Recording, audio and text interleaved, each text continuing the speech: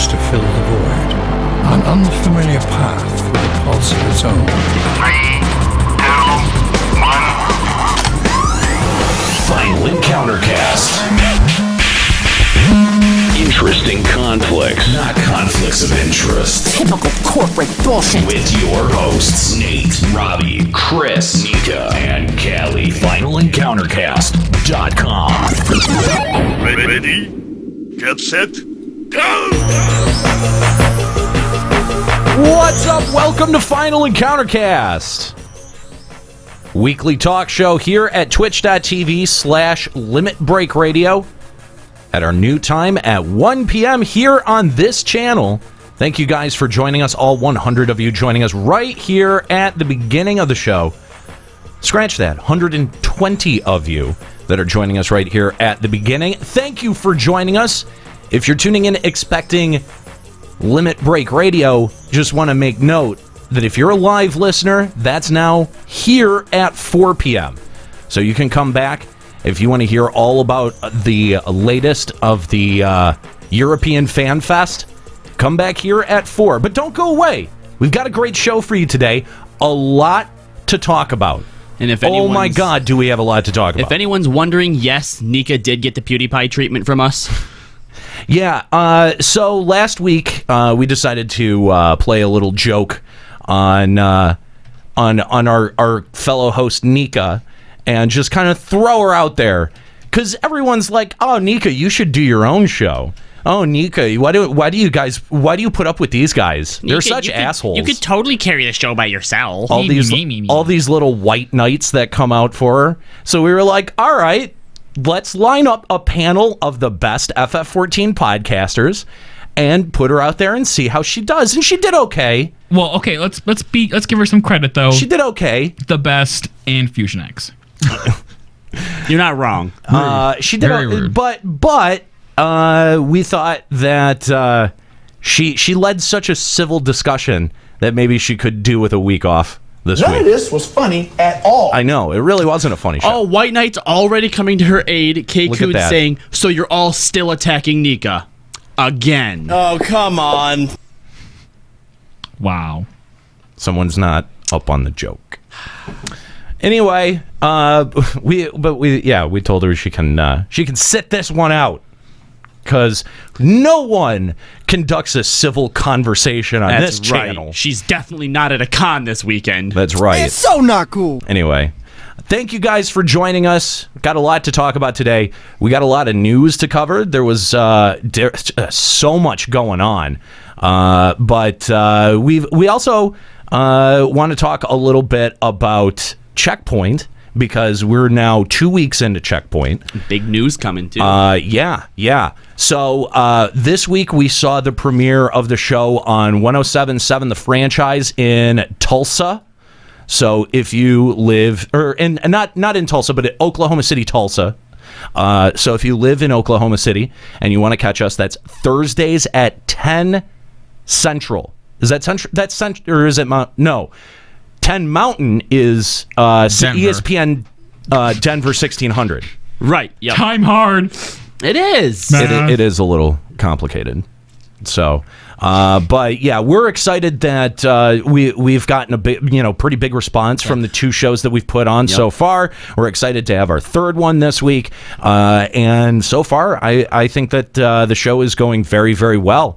Again, we're getting a lot of questions about when people can expect to hear some of this material online. We're ironing out some of the particulars of that.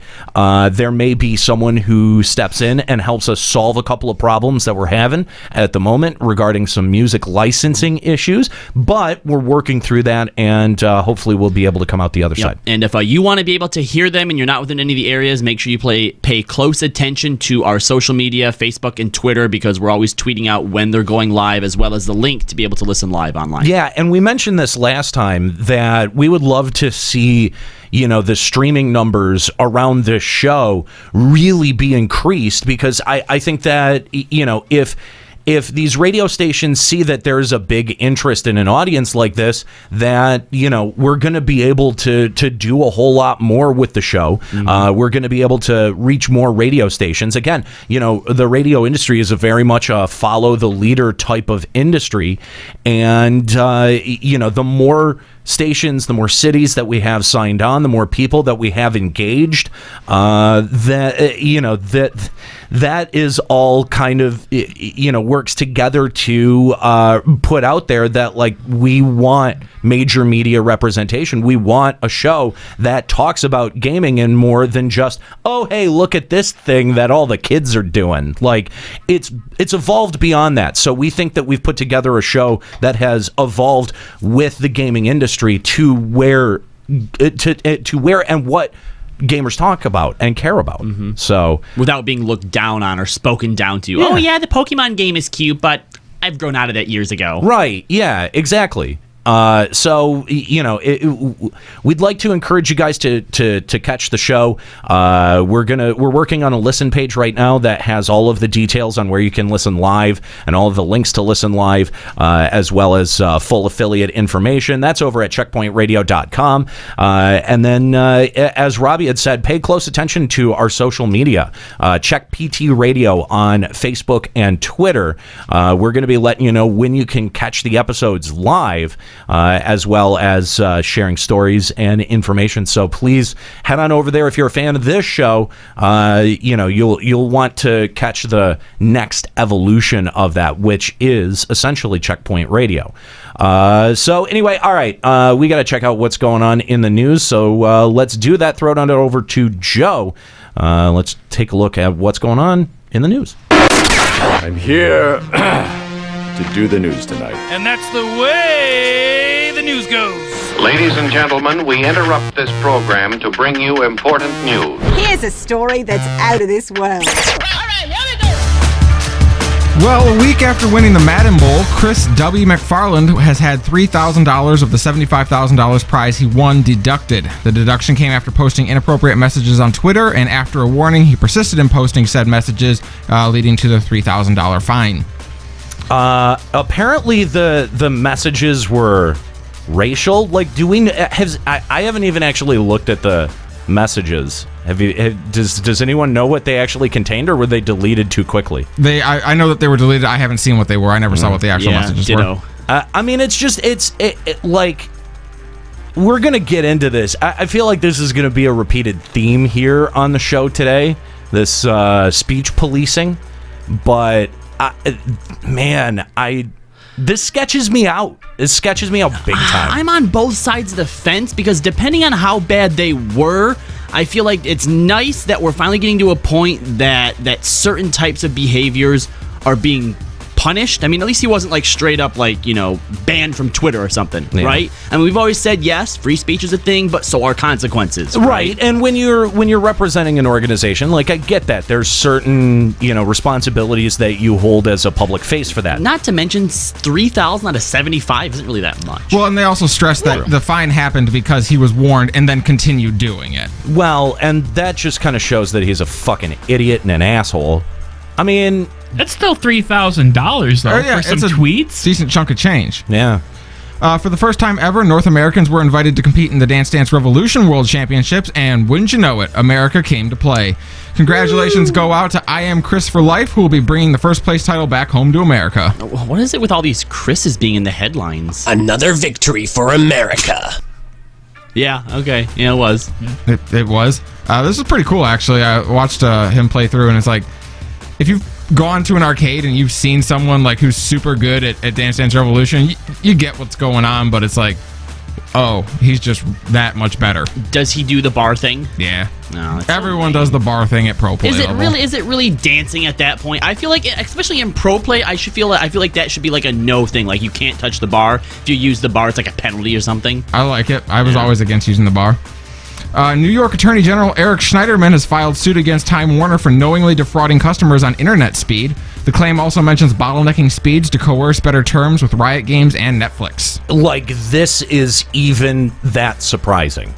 Dude, Comcast has been doing that kind of shit for years. and called out so many times. And the thing is that we see this behavior called out and we see it taken to court, but then I never see anything actually end up happening. My service never improves. No. I mean, maybe they get fined, but the amount of money they're making from us anyway, why change it? There's no real competitors that they have to where that we could switch to. Well, and, we now have a chairman of the FCC who is an open critic of net neutrality. Oh, good. This is going to just, stuff like this is going to just continue. And we know that when someone controls the pipeline, that they get to call the terms. We've said this about YouTube forever. The reason that this show exists on YouTube and sort of as an afterthought is because we don't use YouTube as our main platform. We don't even monetize YouTube. No. That's not our platform. Our platform is as a podcast. It always has been.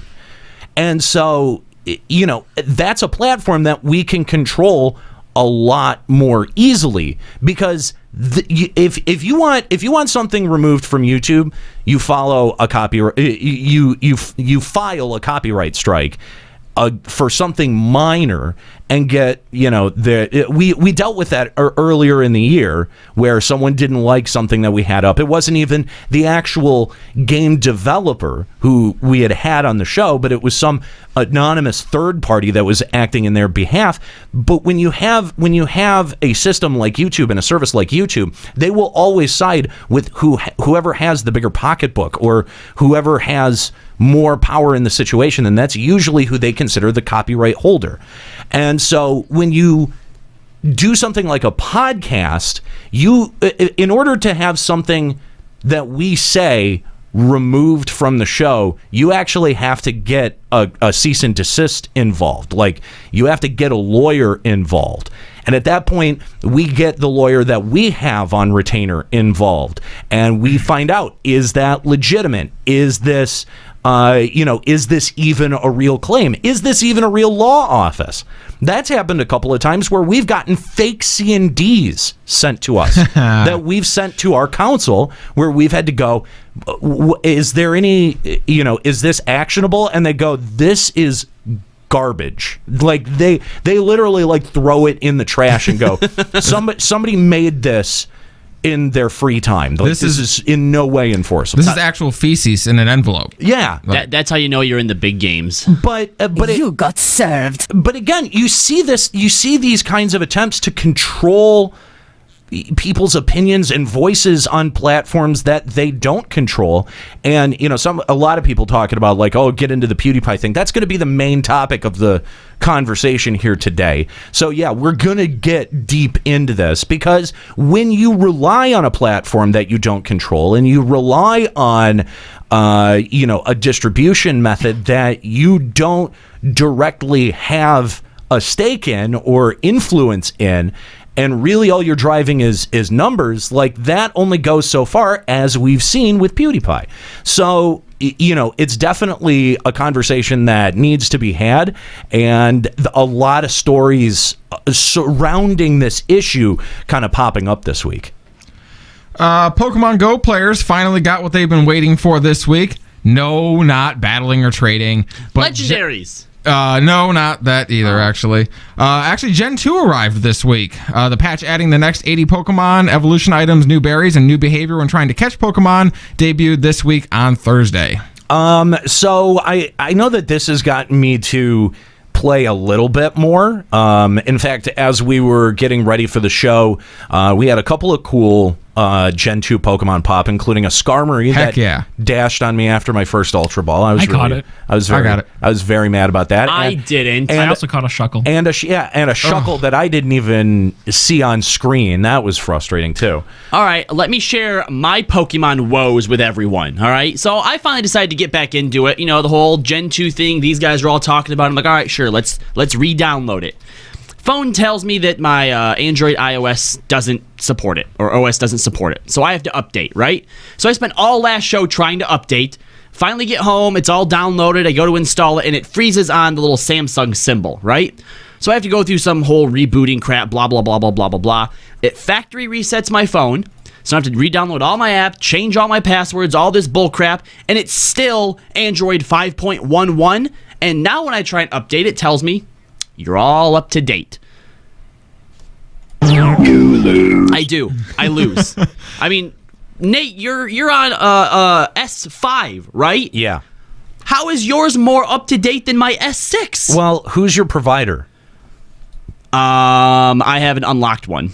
But I feel like I should still be able to manually update to it, but apparently not. I think that's your problem. I have one more avenue that I'm going to try and pursue when I get home, which is trying to update like directly from the PC.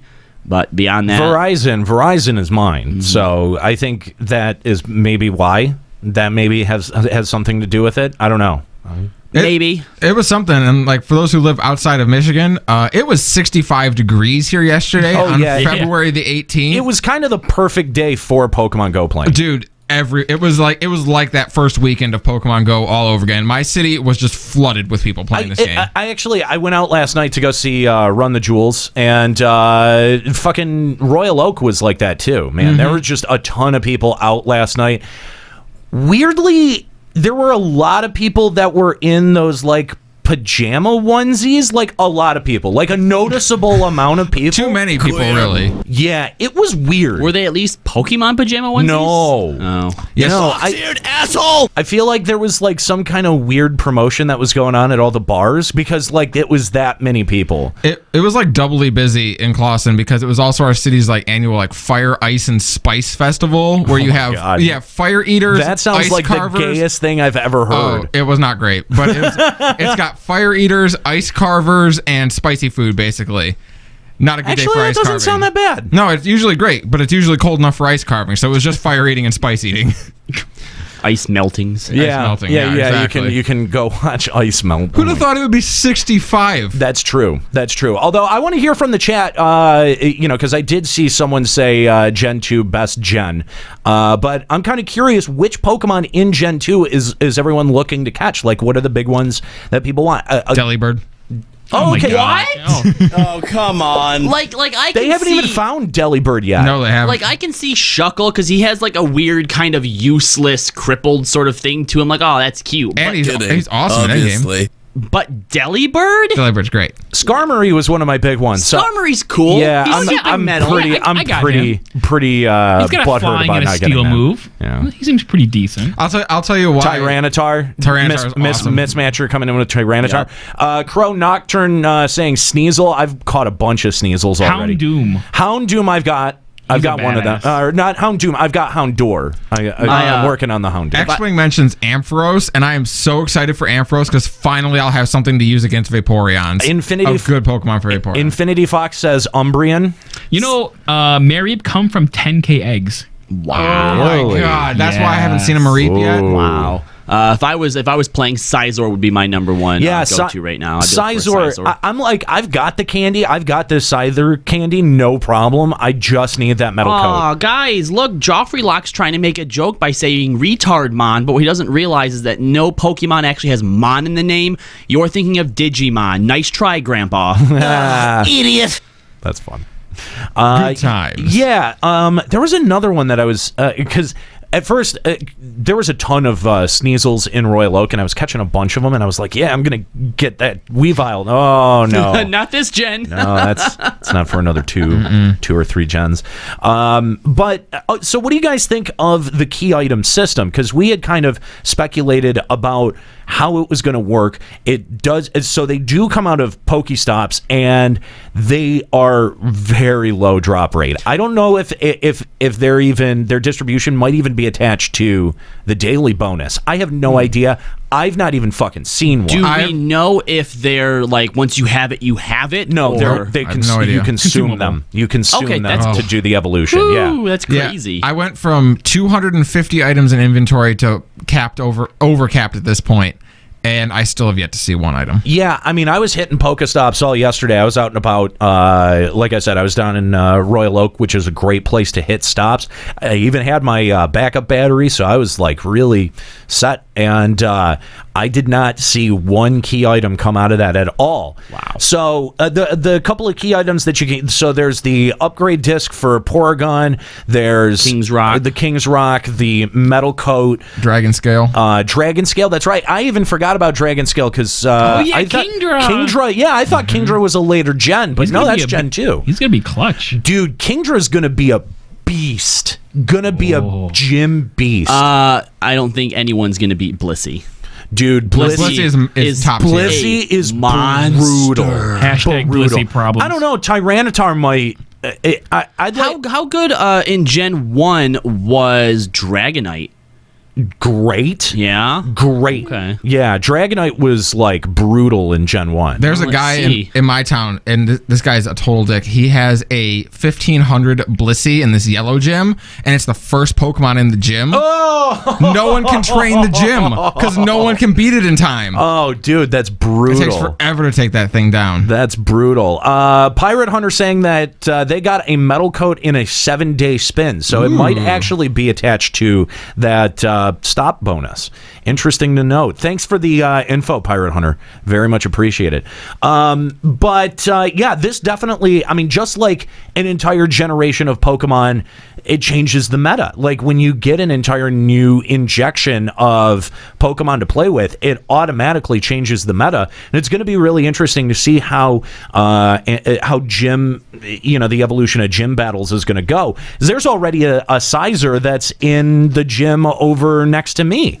So have you tried facing it? No, I haven't. I actually I didn't even notice until this morning, like that it was the Sizer. So interesting stuff with Pokemon Go. I don't know that this is going to fully get me back into it, because when I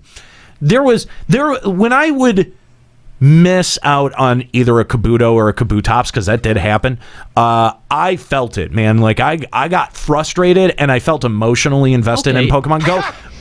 Gay! But as I just as the Skarmory dashed on me earlier, I was salty for a second, and like now I'm like, yeah, whatever. What about when you lose a shiny Kabuto? I was gonna say that's the real test. Like you need a shiny Kabuto now, man. Shiny Kabuto. I know. And you can't get it from Oslove.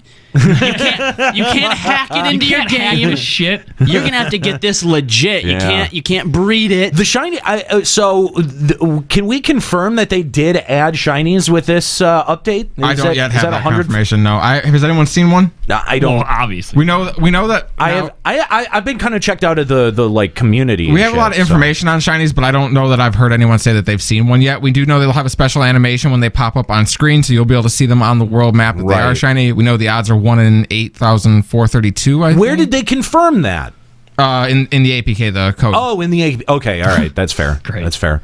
My question is it if you have a shiny spawn, does it spawn shiny for everybody? So that's a yes. So GPS spoofers, could they come and grab it? Everyone have a shiny? Okay, yeah. Nate, picture this scene. You're hanging out in Royal Oak or whatever, and you see a Kabuto pop up, and you're like, oh, sweet. And the guy next to you, it pops up for him as a shiny. But and he's not like, oh, for man, you. it's a shiny for me. You're like, you'd punch him in the throat just out of anger. Steal his phone. Go fuck your. Yeah, exactly. I'll save this for whenever they do end up putting trading in the game. Honey. It'll never happen. I don't know. Which way do you think it should be? Because I feel like if it's a shiny and everybody can get to it, then it's not rare. Makes it a little less rare, doesn't it? It is. Hang on. Have all of them. Hang on. It is a little less rare, but then you end up duplicating that same phenomenon that you had early on with Pokemon Go, where like a natural Vaporeon or like a natural Gyarados would end up spawning somewhere and people would rush to go get it.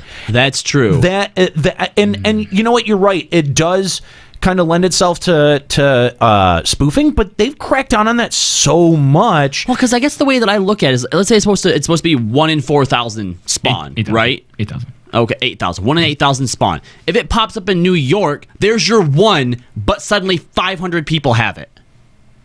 I don't. Still, though, you've only got that 15-minute window that you get there. Could you imagine that going out like on Twitter, like, oh my God, there's a shiny Gyarados in Central Park, and like all of New York just descends on Central Park? Come on, how is that not like that? I think is way more. It probably is. That's way cooler. more appealing than just like, oh, it's a random shiny for me. How would Niantic not want that headline that everyone has descended into 25 Central Park? dead in Central Park as stampede for shiny Gyarados commences. Well, yeah, but I mean, like, does anyone really want a red Gyarados? I mean, come on, that's the worst. You don't even have a normal Gyarados yet. I just got it, actually. Oh, okay.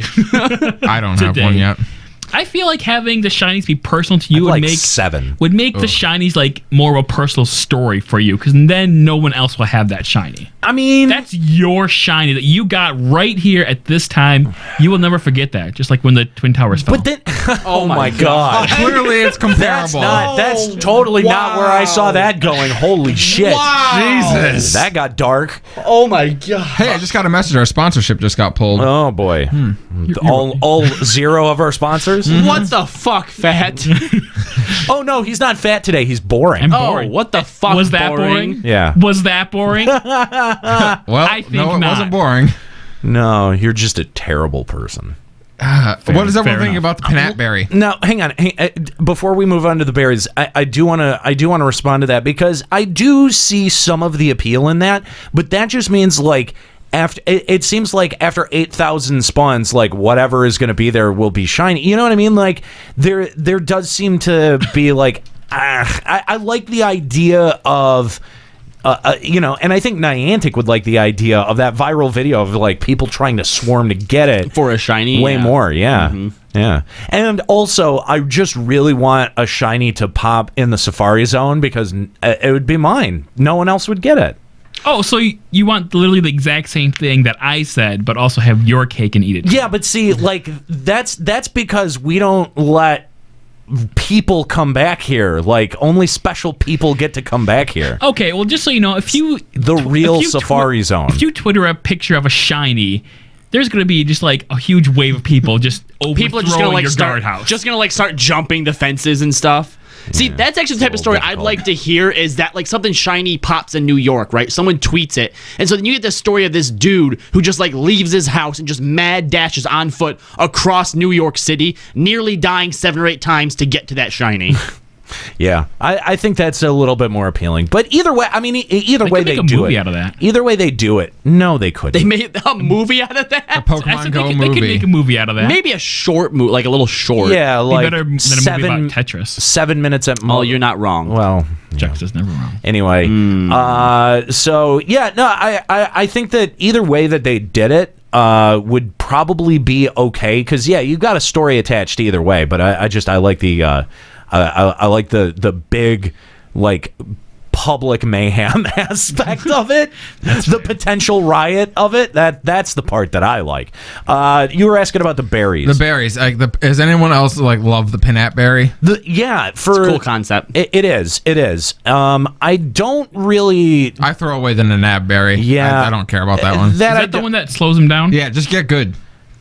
Good. Yeah, I really haven't seen, because if you miss them, like, who gives a shit? You're just throwing balls away. Unless you only get one Master Ball, and you have a Lugia that's just flying all over the screen. You're gonna want that fucking Nanap Berry then. Good point. Keep one. Hang on to one. You know what I've always liked with the Master Ball, because they haven't obviously put a Master Ball in there yet, right? So I think when you get to max level, one Master Ball, and then since they have key item designation now, you should be able to very rarely get a Master Ball out of Pokestops, but you can only have one at a time. So you can't like hoard your Master Balls. And if you have your Master Ball in your inventory, it will say pop up like Master Ball lost. Yeah, it actually gives you the message. Yeah, you would have had a Master Ball if you had used it. Yeah. What if you needed it? I actually kind of like that. I kind of like that idea. That's mean. Also, you get more candy for when you catch evolutions too. Is there?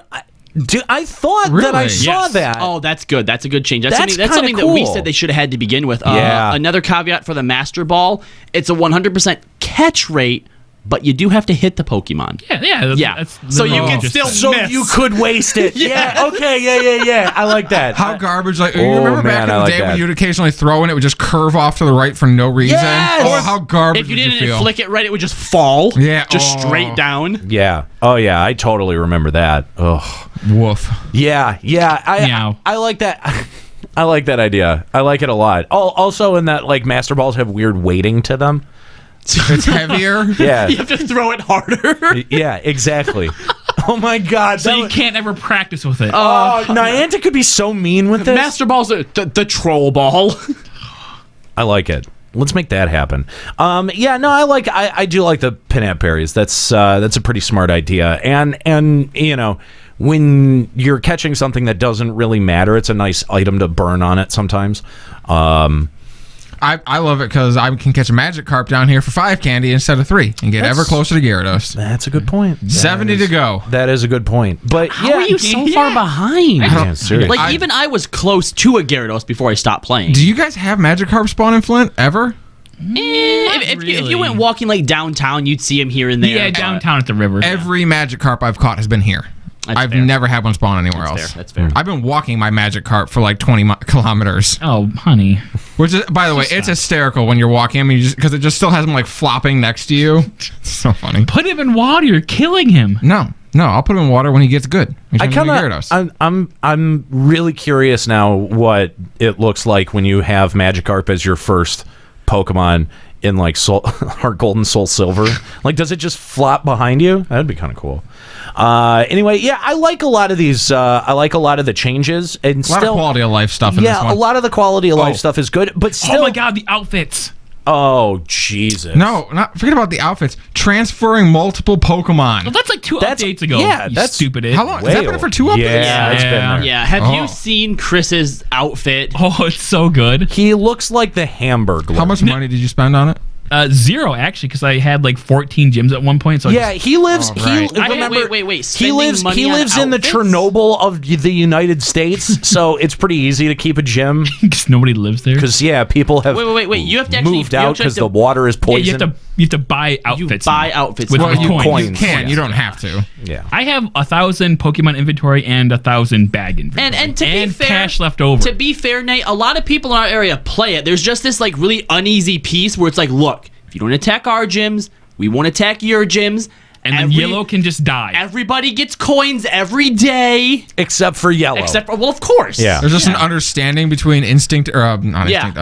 Valor and... Oh, yeah. Yep. It's like the Montagues and the Capulets. So long as no one tries to, fuck anybody, we'll be okay. It's savage down here, man. It's just so competitive. I can't that's my town. I cannot hold a gym that long. Even when... it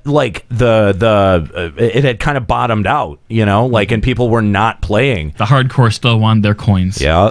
Gotta fight for that $1 a day. The gym closest to my house was a level 10 yellow gym yesterday, and by that night was a level 10 blue gym. Oh my God. It's insane what's going on in my town. How do you guys want to play in that volatile of a gym scenario? Doing gyms is a nightmare. I don't like doing gyms. I actually don't. It's turned me off from doing gyms, and unless I'm actually out eating somewhere and there's a gym on top of me, I pretty much just don't. There are 2 gyms. I basically troll 2 gyms, which is the one near my house and then the one near work. I'd like and they get really upset when I place Kabutops in there. They're really they do not last very long. They get really mad. I don't know why. Poor Kabutops. I know. I'd like to acknowledge what somebody in the chat said. Evil Hippie says, if I listen to Checkpoint, I only have to listen to 12 minutes of this and not 45. That's a good point. Don't be shitty. Yeah. Stop it. This is like the first Pokemon Go update in a year. I know, that right? we've actually talked about. Well, yeah. Seriously. Come on, guys. So you only got 3 more shows of this. Yeah. Yeah, that's right. That's being really generous. Microsoft will be holding its Xbox E3 conference before the show even opens its doors on the Sunday before the event. No confirmed reason as to why, but they are planning to hold an Xbox Fan Fest during E3. And they're not alone either, as Bethesda was already scheduled to have their conference on that day. Some speculated they might move out of the way, but they quipped that imitation is the sincerest form of flattery and left it at that. Both shows will take place Sunday, June 11th. Huh. Yeah, weird. They're holding their conference before E3 starts. So, do you guys think that the change in E3's policy, where they're going to start letting actual, like, the public in now, might sway some of these companies to maybe bring some of their bigger announcements back to E3? I think that's what they're trying to do. Because, I mean, obviously, yeah, sure, E3 before was just all about, you know, like, insiders and journalists and stuff like that. But you can obviously build a lot of hype in an organic public audience as well. Right. I think, I mean, I do think that that's part of it. I think that they looked at what PAX does, because PAX is pretty much, you know, you buy a ticket, you get in, and then they have, you know, media designation. But PAX is easily as big, as anticipated as any E3. Do you think E3's finally gotten to the point where, like, all the journalists are bought out by their respective places? So, like, look, the only way that we're going to mix this up is to bring in new people, get that viral stuff going. I like your voice for E3, where they're like, they've been smoking for 20 years, and also, like, they light their cigarettes or their cigars with, like, $100 bills. That's the voice you do for them. I like it. To be fair, though, with the amount of money that gets spent on E3, that is sort of the embodiment of that whole thing. E3 equals corporate fat cat?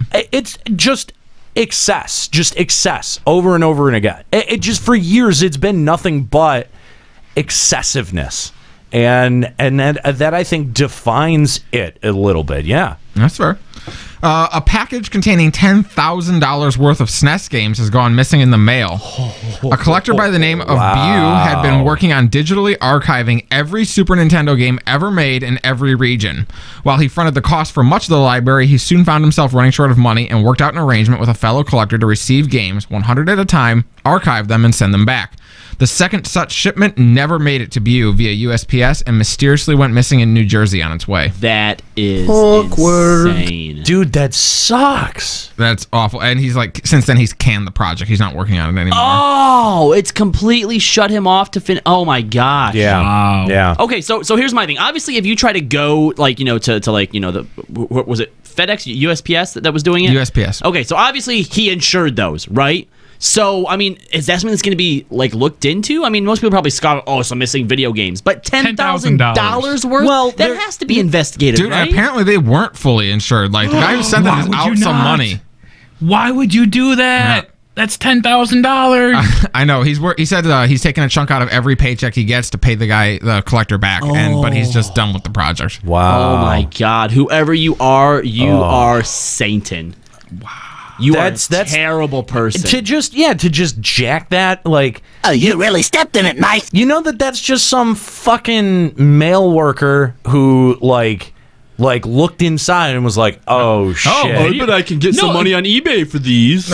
He's put out a call, too. Like, if you're in New Jersey and you see a staggering SNES collection, maybe speak up. Because, yeah, there's got some sweet stuff. It's like a full run of Castlevania stuff, a full run of Mega Man and Mega Man X stuff. Like, wow. Yeah. This is why we need real-life Batmans, to deal with crap like this.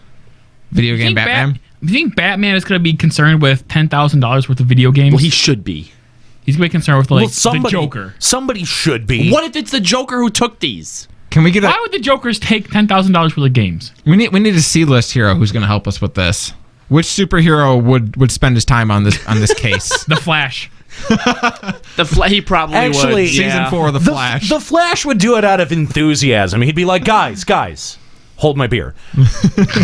I got this. I could see him and Green Lantern having a contest who can find him first. Okay. It's not even fair to Lantern. But here's the thing. This is why Batman does it, just to show both of them up. He solves the crime day one, and they're just sitting in his like room waiting for them to finally give up, and then he's just like, ahem. You know who stole him? Found him. It was Batman to begin with. No, Agent Coulson. Good. Okay. That was a thing. Yep. We reported a while back that Hasbro was looking at replacing some of the Monopoly pieces, and fans have spoken. The thimble is the first piece being voted out. Thimble? The thimble's gone, man. Why the fuck would you keep get rid of thimble and keep spinning wheel? Oh, don't worry. There's more that are going to go. This is just the first one. So hold on. So what remains? Car, which is the best, obviously. Car, cat, hat. Whoa. Cat? Did you just fucking say cat? Cat was never an original one. It was Dog. Do you mean Dog? Is It's Dog definitely still in Dog. The article has both Dog and Cat is being listed as currently being produced. Okay, maybe it's being produced, but it's not one of the originals. Oh, Yeah, definitely fair enough. not. Yeah. We're talking about originals. Jesus so Car, Dog, and Hat. Hat, spinning wheel, Wheelbarrow. thimble. Wheelbarrow. Okay. Car was the best one, so that's all that matters. Anyway. Steamship, right? Oh, yeah, Ship. Yeah. Is that an original Ship, one? Yeah, Ship was, yeah. And the Flatiron. There's actually still quite a There's few Shoe, originals. too. Yeah, there's a shoe. They have a Yeah, boot. there's a boot. Oh my God, there was like 80 of these things. There's still quite a few originals. Who the fuck cares if they got rid of the thimble? That's just the first one gone. That's what people voted for. How That's the can one you they get rid of wanted the condom? What? out. Wait, did you never call the thimble the condom? Nope. No, but If you're using a thimble as a condom, yeah, too easy. The winning pieces will be announced in March and included in the game starting in August. Despite all the hype surrounding Doomfist potentially being the next Overwatch hero, game designer Jeff Kaplan has said the next hero will not be who we think it is. It should also be noted that until recently, Greek voice actor Alex Malaus had a credit on his website for a part in Overwatch by a character by the name of Greek. By the name of We don't Greek? know if that's just like the code word for it or Right, not, right. but yeah. It was just called Greek. So maybe a Greek hero might be coming That's out. so weird, too, because they've actually started to implement sort of little changes and hints towards Doomfist, Yeah. even.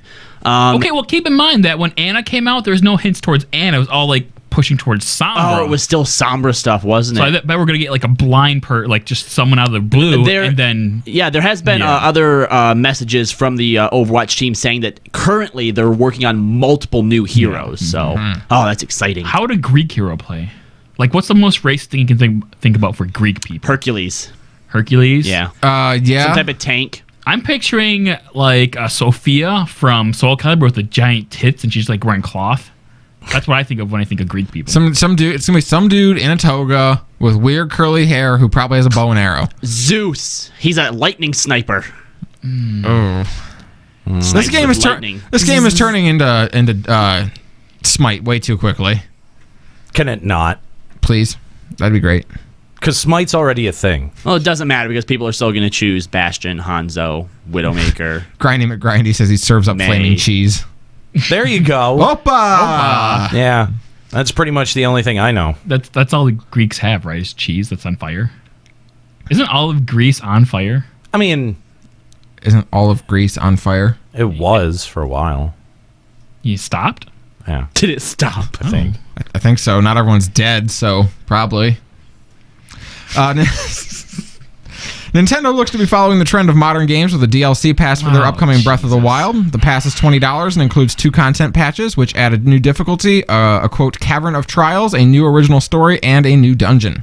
I have concerns about this. That's Me too. stupid. I have concerns about this because Zelda has never been a game that has lend itself to DLC. Do you think that that's something that has worked for it, though? But I think the reason is that once that Zelda's one of those games that has a clearly defined beginning, middle, and end. Sure. And just because people have gone to great lengths to connect all of the games and they have that weird, stupid, frankly, really bad timeline, That's the best timeline. that shows, I think, very clearly that most of those games hold together very well as a self-contained story arc. Meaning, when the story arc concludes, how do you tag DLC onto the end? Okay, of that? but why does it have to necessarily go after it, right? Like, for example, when I think the one that I played the most of is the Ocarina of Time, right? There was so much to do in that game that even if you beat it, you would just start back outside the final dungeon again, right? So who's to say that the DLC has to chronologically be tacked on after it? I mean, it doesn't. It would just feel tacked on, I think. Maybe. I think the reason that I'm okay with DLC as a concept itself is nothing that I've ever been against. It just depends on how different companies treat it. Like EA with Battlefront, terrible DLC content, right? Have you guys seen the image that compares the Breath of the Wild world map to the Skyrim map and how massive it is? Yeah. This is going to be a huge game, right? So I don't feel like all the DLC that they've announced is anything that they've been let's keep this, put the game out, and then release this, as DLC content. I think that some games can flourish with it. I mean, Mass Effect had some of the best DLC that I have ever consumed in a game before. I mean, I don't know. I think I feel like the bottom has been taken out of DLC because we've been nickeled and dimed on essential features that got sold to us as DLC. No, you're not wrong. You're not wrong. And the thing is that what's Nintendo? I'm so far outside of the Nintendo bubble. What is Nintendo's track record with DLC? Can anyone? I don't think they've ever charged for it before. The only DLC that I can even really think of is Smash stuff, right? Smash stuff. Did they charge for those? Yeah, of course. Oh, they did? Oh, yeah. Like new stages and new fighters. And new characters. Yeah. Yeah. Oh, okay. I mean, that makes sense in a fighting game because... Was it worth it, though? Like buying Bayonetta and Cloud and stuff like that? Do you think that it was worth charging for that? It's different for a fighting game compared to an RPG like Legend of Zelda. Sure, yeah. Well, and I don't have a problem with DLC as a concept, but it always rubs me the wrong way when DLC is announced before the game launches. Which is especially when it's a fucking season pass. Yeah. Like, okay, we're going to have stages of all this DLC. What about when it's as close as it is to launch, right? Because obviously the game was finished before some of this DLC. Right, the game's gone gold already. Yeah, see, now Mass Effect, they had actually announced some DLC that came with the game. Like, they basically announced, look, From Ashes DLC, it's coming after the game, but I'm pretty sure it was also free. And then anything that came thereafter, so anything that was worked on after the release date is what they... Actually, they even charged for the Mass Effect 3 DLC?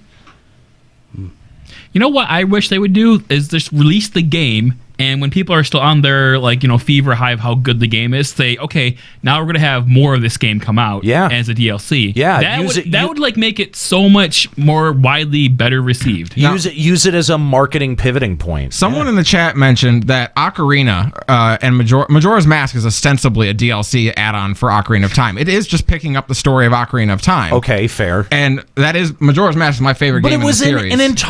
It was a full new game. It was a full new game, but it was an asset flip. I mean, yes, they used a lot of the same assets from Ocarina, clearly, but it was an entire game unto itself. Oh, yeah, definitely. All right, let me ask you this, guys, because obviously DLC isn't necessarily a bad thing, because The Witcher expansion, right?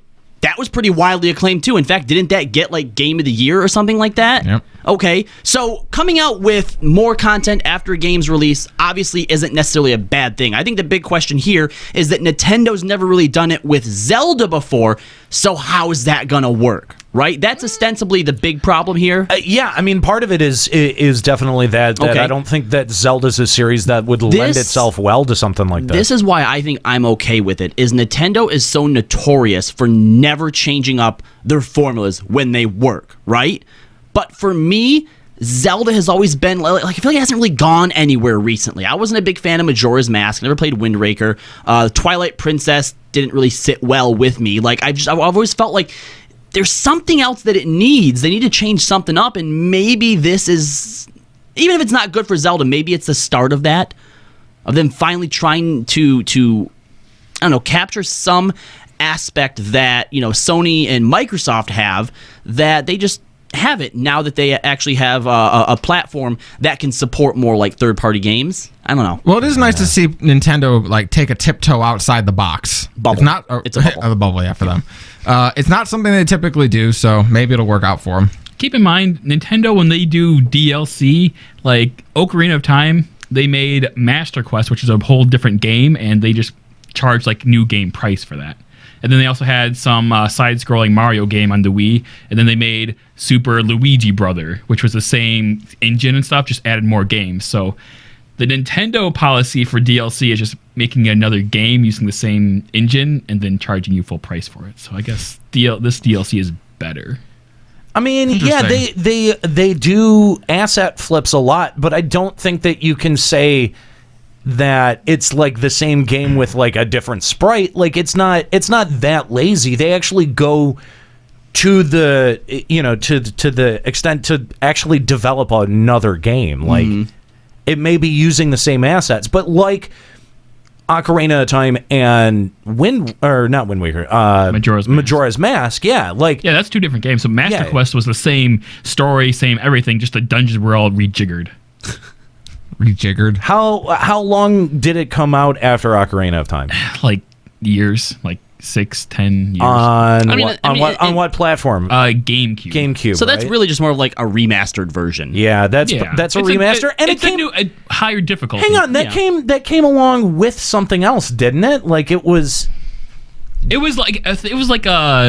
It was included in that 4-disc set, wasn't it? It was like a pre-purchase bonus for... It was actually kind of rare. It was rare. Yeah, because you had to buy... I think you had to buy Wind Waker and get a copy of it. It was something It was like stupid. either a special edition of Wind Waker or like a pre-order edition of Wind Waker. Yeah. But like, it was that Nintendo scarcity, man. Yeah. Wasn't there that 4-disc set that had like Twilight Princess, Wind Waker, Ocarina of Time, and Majora's Mask? You know, there are certain things that we've praised Nintendo for doing right. I mean, for example, digital exclusivity with like Pokemon, which may be more Game Freak, right? But maybe this is Nintendo taking the DLC concept and actually, what if they like perfect it? I don't know. I would love to see them perfect it. Man, that's giving them way too much credit. That's Stranger Things, Nate. I don't know. I just hate the whole season pass. Yeah, that's that phrase I makes me. Yeah, ugh. It's like microtransactions. Like you hear that and you're like, ugh. It's a dirty word. It is a dirty word. Yeah. The sandbox RPG Terraria has now sold over 20 million copies. And interestingly, 8.5 million of those sales have occurred in the last 18 months since version 1.3 launched on PC. Not bad for a game that's over 6 years old. Wow. Yeah, usually games fall off after, 4.5 years. This one's picking up steam. That's interesting. I wonder... I've not spent any time with Terraria, even though I think I own it on, 3 different platforms. I've, seen some stuff with it, but the whole, side-scrolling type thing... 2D Minecraft? Yeah. It's definitely what it seemed like. Which, I mean, I get, the appeal of it, but I don't think I've had the time to plug into it, so... The sprites just turned me off because they're just completely obvious recolored Final Fantasy VI sprites. It's so obvious. I mean, they change it around, but the whole body shape and stuff, it's straight out of FF6, huh? Yeah, I'm like, a bug in Team Fortress 2 went undiscovered for over 10 years before being caught and fixed. The bug occurred when starting the game as a scout, heavy, or sniper, and then switching to one of the other classes. The bug would cause the hitbox client side and server side to no longer line up properly, making accuracy impossible. Wow. I mean, and not to say that they were off by a ton, but if you're sniping and trying to go for headshots, no. I mean, that's pretty interesting that it took 10 years. They've known about this too? No, it was caught after 10 years. Wow. So people just thought that they were bad. I feel like you remember how quickly and how many videos went viral when Overwatch first came out because of how large the hitboxes were for Hanzo and Widow. Yeah. There were videos of you'd see a Widowmaker, she'd step behind a pillar or inside of a doorway, so you can't see her at all. Then a Hanzo would just fire an arrow at the edge of the doorway, and it would count as a headshot and kill her. That was found so quick. How did this go so long? 10 years. How did someone not they'd snipe a few times and be like, oh no, I totally hit him. How did that miss? They go back, they look at a video, and then just be like, oh yeah, okay, no, maybe I just suck. Yeah, I looked at this, and they had a video up where they actually had the hitboxes were displayed. Yeah. And yeah, when you started off as a heavy, and then switched over to scout, and sure enough, the hitbox was a little left of where he was, and I'm just like, that's... how would you not catch that for 10 years? That is insane. Is that the problem with the get good mentality? When someone claims no way I hit you, and they're all just like, oh, whatever, get good.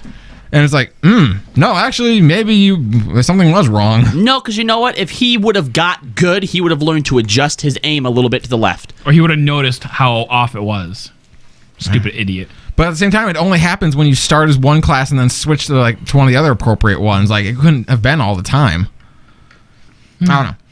Details remain remarkably scarce, but we now know there's going to be a Castlevania television show on Netflix in 2017. Castlevania Season 1 Part 1 was spotted on Netflix's upcoming programming slate earlier this month. Also heard that it's going to have a very, very adult-oriented rating. Yes, it's supposed to be very violent. I'm going to go out on a limb and predict boobs. That it's going to be True Blood, but more gothic. Let me ask you this, I just think it's going to be fucking terrible. Let me ask you this, though, all right? Are you going to defend True Blood? No, I'm not defending. I'm not defending True Blood. I'm going to defend Netflix, okay? Because in most cases that I've seen when they've taken stories from some other media and adapted them onto Netflix, they've been insanely good, i.e. the Marvel stuff. And I don't necessarily, I mean, some of that can probably be accredited to Marvel, but I also think that a lot of like Netflix originals that come out are really good. No, I'm not saying that Netflix originals aren't good. They are very good. But there are bad ones too. I mean, look up Richie Rich sometimes. Ugh. Like they made a Netflix original for that? Yeah. Was it a movie or a show? It was a show. Oh. It was like a failed Disney show pitch for like a show that's not that dissimilar to like The Sweet Life of Zach and Cody. I remember the Richie Rich movies from childhood. Oh yeah, it's nothing like it's nothing like that. Oh. No, you're thinking of the Macaulay Culkin movies. Yeah. It's nothing like that. No. No. Not that those movies were great, but No, they weren't. They weren't, and this doesn't make it any better. And I mean, like that was one that I came across where I was like, wow, Netflix. Okay, to be fair, I think Castlevania has a lot more to offer lore-wise than Richie Rich does. All right, eventually, right, there has to be someone or some company that does a video game adaptation right. I mean, doesn't Eventually, there? there has to be. Like on a long enough timeline, somebody's going to do something right. Tetris. No, not Tetris. You know what? Would you do me a favor, just not talk the rest of the show? No. What if I gave you candy? What kind of candy? A popsicle, like a sucker or something. What the fuck? No. Do you like caramel apple? White chocolate Kit Kat. You don't get to choose. He's not a candy. Motherfucker, this is not a choice. This ain't no Burger King. You can't have it your way. I'm saying that's the level you have to get on. You know, all right, not just some random dumb sucker. No, it's not. You're the worst. I got you something last night. What'd you get me? I got you a piece of candy. Well, not a piece of candy, but I got you just candy. Just a piece of candy? I got you candy. What kind of candy? It's caramel apple flavored. I don't like that. You don't like caramel apple? No. Why not? What? I don't like apples. Not. All right. It's got some kind of healthy food in it. Of course, he doesn't want it. It's just that flavor. He's like it's got it's got fruit in it. Fuck that. Yeah, I don't think there's not actual fruit in it. It will still make you fat. Don't worry. Yeah. I don't like apple flavor. Just Thank you very much. Get him. God, stop talking about it and go get it. Good Can we God. talk about it more? No. What shape is it? Oh my God. Is it bigger than a baseball? You're the worst. 20 questions of candy. I hate you so much. Why does the show need to come to a screeching halt whenever you open your fucking mouth? Just put this in your mouth and shut up. It's a dick. Yes. They call them lollicocks. Oh.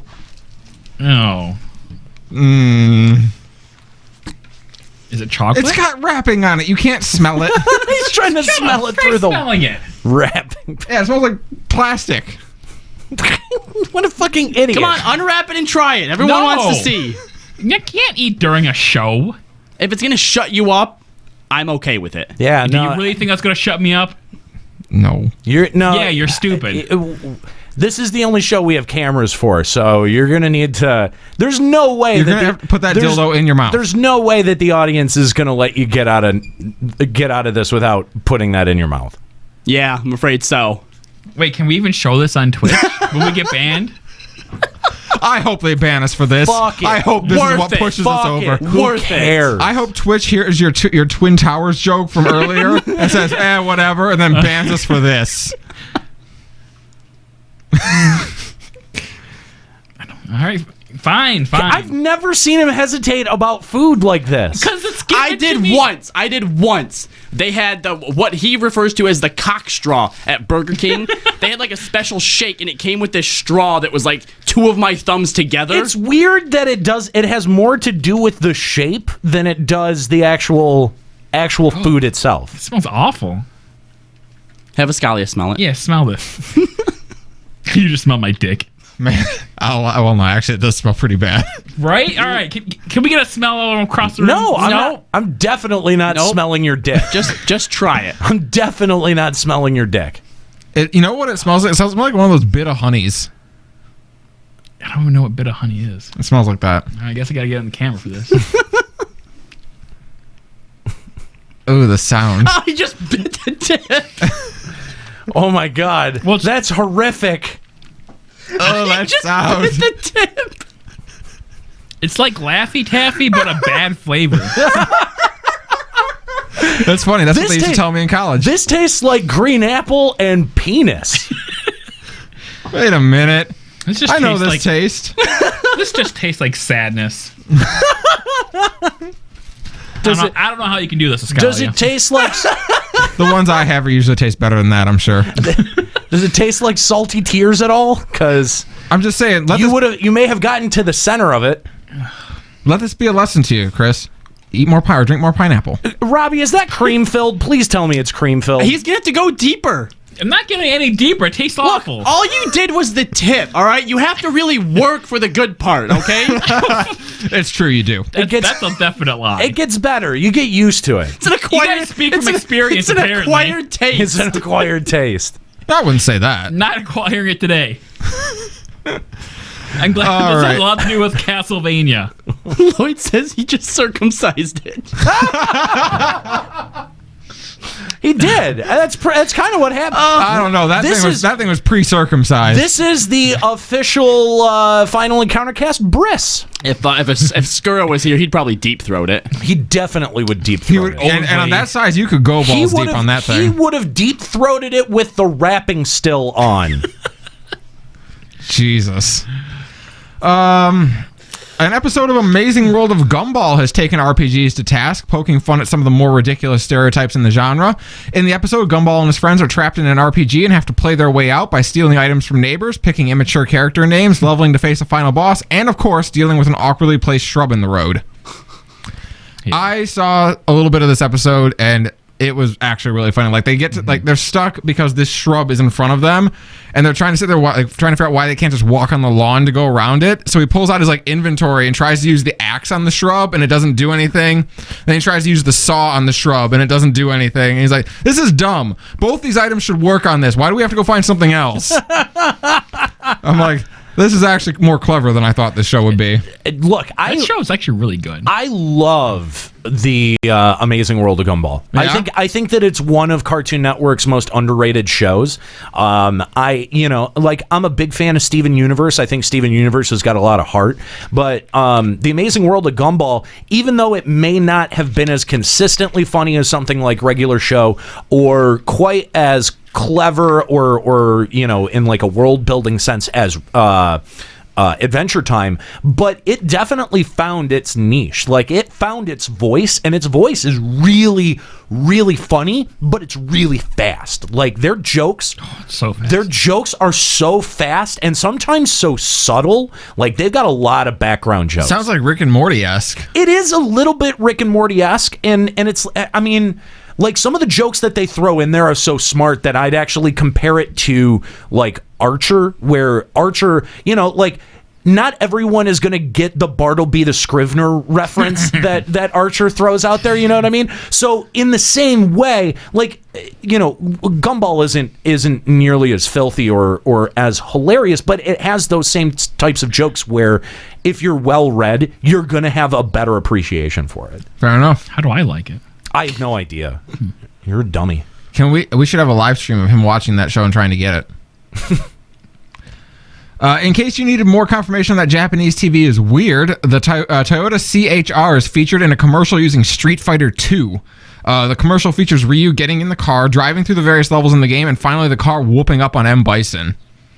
I'll say this, it looks like Street Fighter 2. This has been, but like, video games have kind of been used in like a variety of different ads. Ford had a rash of ads that had like codec conversations with Snake and the Colonel. Mm-hmm. There was even another one that I can't remember what game series they used, but that was an entire series of Ford commercials. Yeah, and honestly, I feel like that's not too weird for Japan. No. Now, if there were tentacles involved, then yeah, sure, I'd put that up there on Japan's weird meter.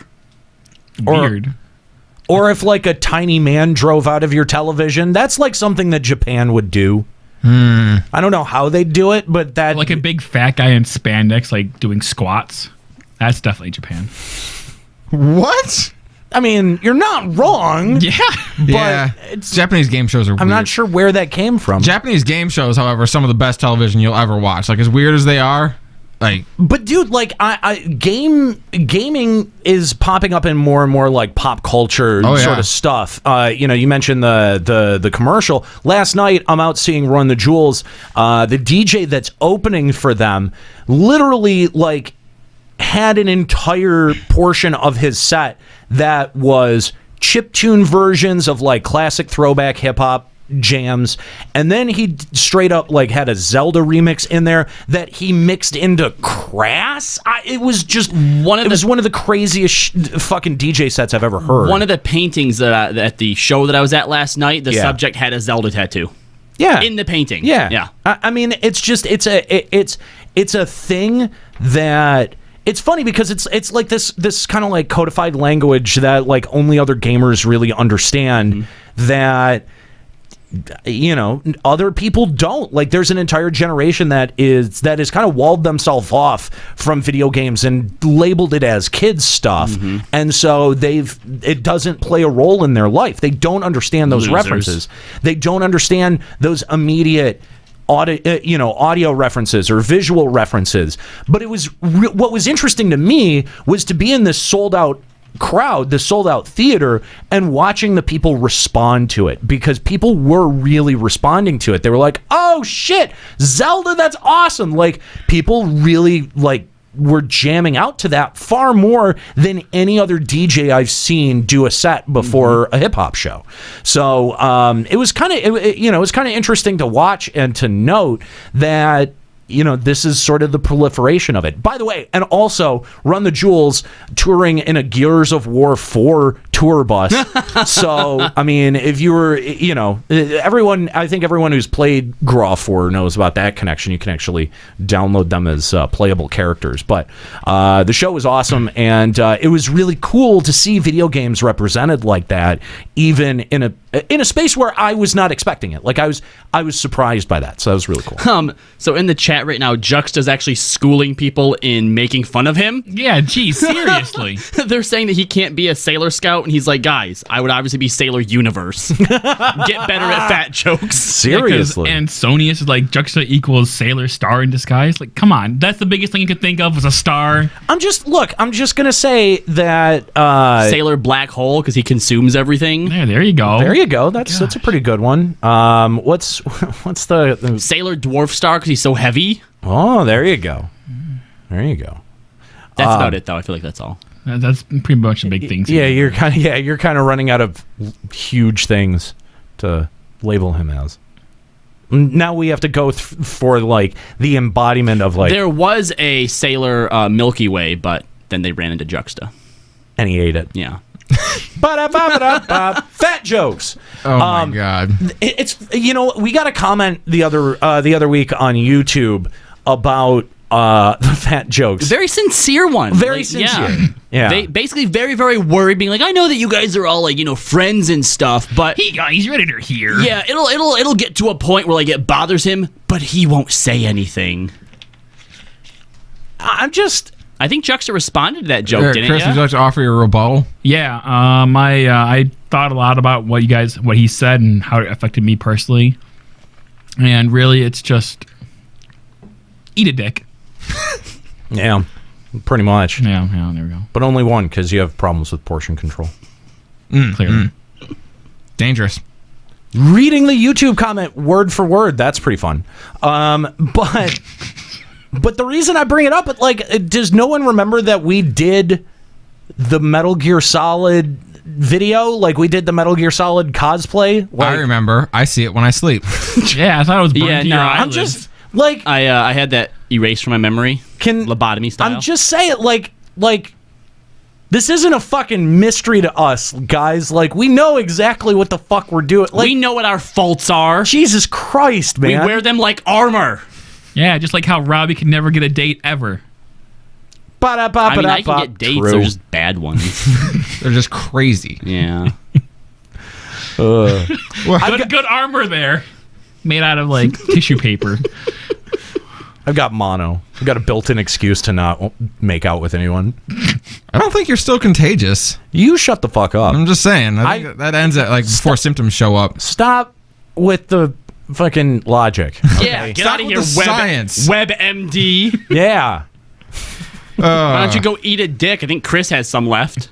I don't want the one that he already used. I'm not getting his sloppy seconds. It's gross. It tasted gross. Fair enough.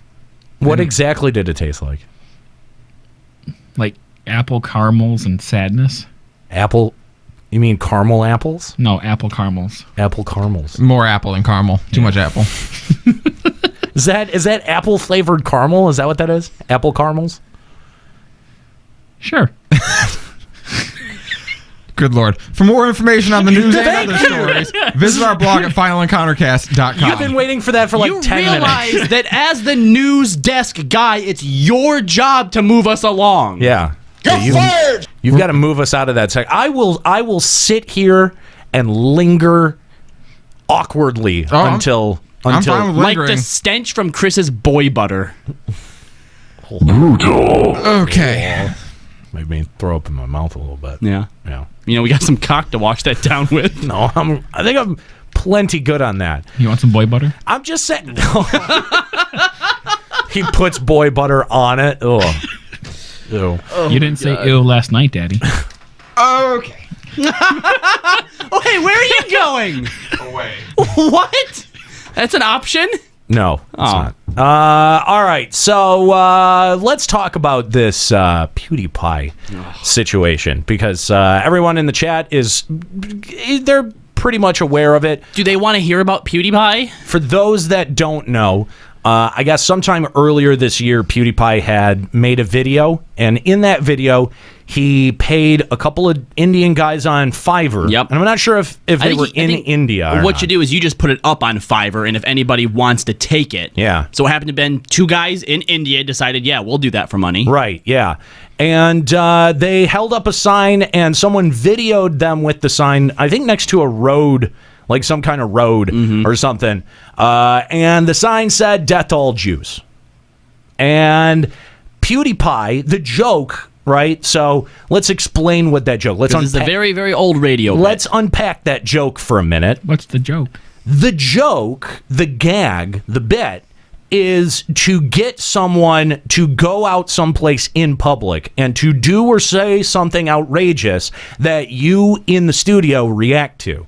It's a bit that, I mean, like, I think we've even done stuff that's kind of close to that. It's basically what we do on this show, but with stuff that actually happens, not stuff that we pay people to do. Right. For example, Opie and Anthony. Opie and Anthony used to send people out to the site of live reporters, right? Like live local news reporters. And they'd have something horrendous written on a sign. And they'd try to get the sign with the Opie and Anthony sticker somewhere in there. Howard Stern did a version of this, Baba Booey, Howard Stern's penis, Baba Booey. All of that whole thing, that's that joke. That's the format of the joke. So the setup is, and I guess there is a little bit more to it because Fiverr, and I didn't realize this until recently, but Fiverr is an Israeli-owned company. Oh. But PewDiePie had some issues with them banning someone for doing something for his channel, earlier. So I think that this was an attempt to try to annoy Fiverr, right? Okay. So that's the gag, right? Like you put it out there, you see who would do it. Because it's on Fiverr's platform, it becomes problematic for them now. They've got to come in and enforce it. And really, like, it seemed to me, on a dead read of it, to be trying to rattle Fiverr and get under their skin more than it was an attempt to genuinely spread any kind of anti-Semitic message. Yeah. And now, don't get me wrong, I'm not defending him or the joke or any of the words used in the joke, any of the sentiment used in the joke. I don't know if PewDiePie is a secret Nazi or not, and frankly, I don't give a shit. My read of the situation was that it was a joke, that it was clearly a joke. The setup for it was as a joke. And my thing is, I defend humor because when free speech gets attacked, generally the first place that they'll go is for humor. Because humor pushes ideas, thoughts, concepts, and speech to its extremes. I mean, and sometimes it does that on purpose. Lenny Bruce is a great example of this.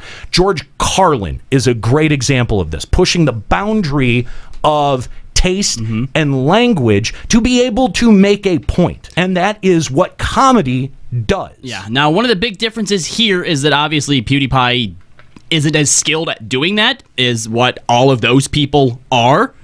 A lot of fallout over it, though. Lot of fallout over this. Big time. And the way that the fallout happened was really weird, too. Now one of the things that I'd like to add is I think we all here believe in free speech, right? But also, obviously, along with that comes consequences. You can say and do whatever you want, but you also have to be equipped to deal with the consequences. You have to be ready to accept those consequences. Yeah. Right. Right. So in the end, what ended up happening was he lost his big deal with Disney. Right. Disney cut him out. YouTube also removed him from their premium advertising thing. So you're not going to see PewDiePie pop up in any of their little ads and stuff like that now. Right. And so I think one of the biggest discussions now was that joke, or what he did, joke or not, was that enough, or was that, justified of him being dropped from all of those platforms? Well, I don't see. Here's the thing, because the news story, if you pay attention to the news cycle, the news story was not PewDiePie makes an anti-Semitic joke. It just went right to it was Disney dropping him. That was the story. That was the story that penetrated with people on an organic level, where they were sharing it to their Facebook pages, where they were discussing it. It wasn't the actual bit itself that caused the backlash. So there's a pretty important element that needs to be discussed here, and that's I think it was the New York Times getting involved, and they had picked up on the video, because the video, there was controversy, there was backlash among PewDiePie's viewers and PewDiePie's audience. Probably lost subs, probably lost viewers because of that. Absolutely. Probably also gained some, not necessarily because they agree with that, but because people love drama. Right. People want to see drama unfold. And outrageous things are funny. Flat out. We do outrageous things. We say outrageous things on this show all the time because it's funny. Case in point, you bit the tip off a dick. Exactly. We did that earlier. That was fine. To everyone watching this broadcast, totally acceptable, right? But you throw race in there, you throw culture in there, people start getting their defenses raised really quick. Especially right now, because the political climate is so fucking weird. But at the end of the day, there is no way that you can walk away from the read of this situation going, well, it was PewDiePie's genuine attempt to try to bring out some negative sentiment against Jewish people. I don't see that at all. Yeah, one of the things that he's being criticized for, too, on why this didn't... because I think that this was very, very poorly executed. I understand the bit. I see where it came from. Die Hard even did it. In Die Hard 2, they even took, example of this bit and used it in there. But the problem with PewDiePie was it was not executed in a way that you can look at it and just straight up go, oh yeah, that's a joke. He tried to defend himself by saying that the whole point of doing it was to showcase the absurdity of people who actually believe in this. Sure. I think one of the reasons that failed is that nowadays there are actually people who believe in this that aren't afraid to go out there and do that. So no, you know what? Going out with a sign that says death to all Jews, that is not intrinsically a joke, because people are actually doing that stuff. Yeah. He's been criticized for not having a very consistent form of humor and a consistent character that he portrays in his videos. So it's hard for his audience to understand, oh, he's joking right now. Oh, he's in character right now. I think a lot of people on our show They know when you're in, a Nero rage mode, not to take a lot of things that he says seriously. No, I don't think they do. I think I would if people don't, but people who watch the show, yeah. But that's the thing, though, is that we're talking about new people because look, I'm not a fan of PewDiePie's. I've never been a part of his audience. I don't know his humor. I can't tell you anything about him. I couldn't tell you if he's a secret Nazi, nor do I really frankly care.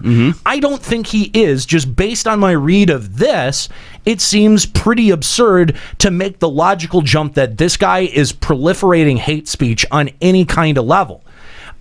It's a joke. And the thing is I'll defend jokes all day, every day, under any circumstance, because anything can be funny. The context is what drives that. Now, to go back to the New York Times article, the story was about Disney dropping PewDiePie, which they hadn't done when the New York Times wrote their article. Hang on. So organically, that bit didn't have the backlash among people that it did among his audience, or so it took the New York Times kind of blowing it up and making a big deal about it, and then directly reaching out to his advertisers for the story. Now, let me explain a little bit of subtext about what's going on there.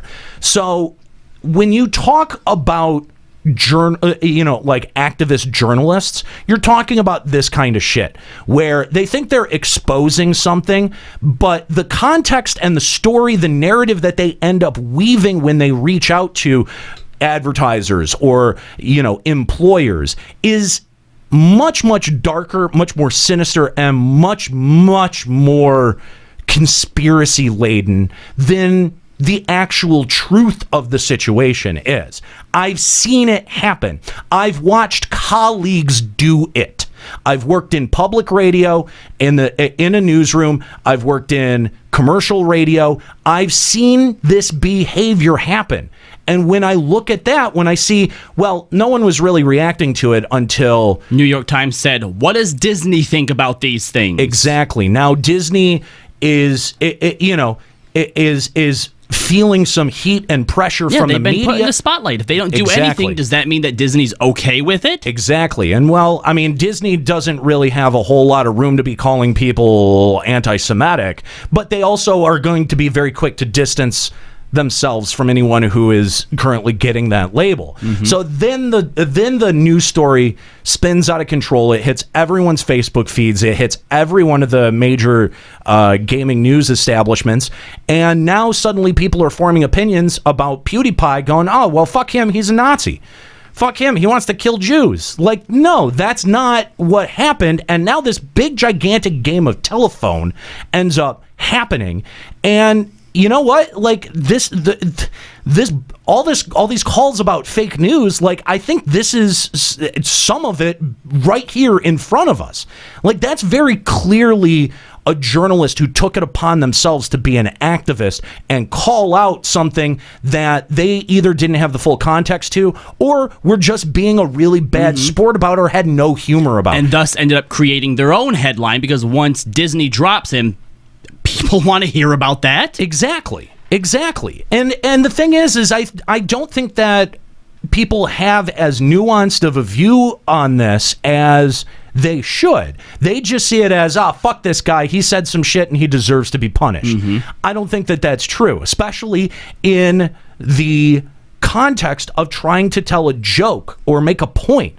When you take something completely out of context and warp it like that, I mean, because every article that I saw that addressed this had some kind of like warped context on it, and it wasn't just a straight recitation of facts and what happened. I feel like I had to read 3 or 4 different articles, and every time I read a new article, it added a new angle to the story. Like, yeah, first it was going around, Disney drops him over these anti-Semitic stuff, and this is why I didn't pile on this initial backlash, because I've seen this happen time and time again to not necessarily like gaming personalities or gaming, people, but like to people in my industry or in people, sports athletes who this has happened to. Yeah, I mean, had the Times not pointed this out, not called Disney out for it, would it have even happened? Because like you said, didn't hear nothing about it anywhere before that. Yeah, it got no traction. And that's the thing, is that that's all it should have been. It should have been a dumb joke that didn't go anywhere or that he lost subscribers over. No one deserves to lose their job or lose economic opportunities because they're trying to be funny. Because of maybe a failed attempt at a joke. Exactly. And now we get to this whole idea, well, is PewDiePie a comedian? Because he's on YouTube. And you know what? I happen to be of the opinion that it doesn't matter what your medium is, whether it's a stage or whether it's a podcast or whether it's Twitter or whether it's YouTube. Your medium is your medium. If you're trying to be funny and if you're trying to tell jokes, you have to take chances. That's true. You have to take chances, because if you don't, you end up doing stuff that you don't believe in. And who wants to do that? Like, you do comedy, you do this kind of like pale imitation of comedy, and that's not fun. There's nothing fun about that. And I would hate to see creative people feel restricted because of something like this if they thought they had a joke that they could tell, and maybe the read on it is a little bit more complex than your average, setup and punchline. I definitely do not want to see creativity like that stifled for any reason. And you know what? This does come down to a free speech issue. It really, really does. We want to hear from you guys. By the way, phone lines are open. Final Encountercast on Skype, 810-207-1764. How do you feel about the PewDiePie retaliation? We haven't even discussed YouTube yet. Yeah. Because YouTube becoming involved is a whole nother layer of this layer cake. I saw someone in the chat, I'm not sure who it was, say that he should have been straight up banned from the platform and not just having his economic opportunities taken away. Okay. Let's address that.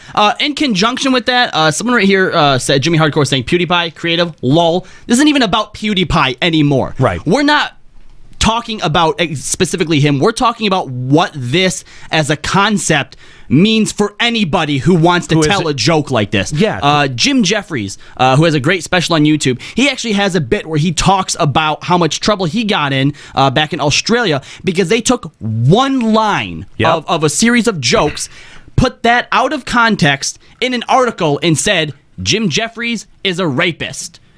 And he goes on to say that that's not fair because the whole idea behind comedy is the way you say something shapes it into what it means. Right. You can say the same thing different ways and mean different things, okay? Absolutely. That is 100% what comedy means. And when you take it out of their mouth and start putting it on paper, oh my God. It destroys everything. Yeah. It's super troubling because this is where you see the first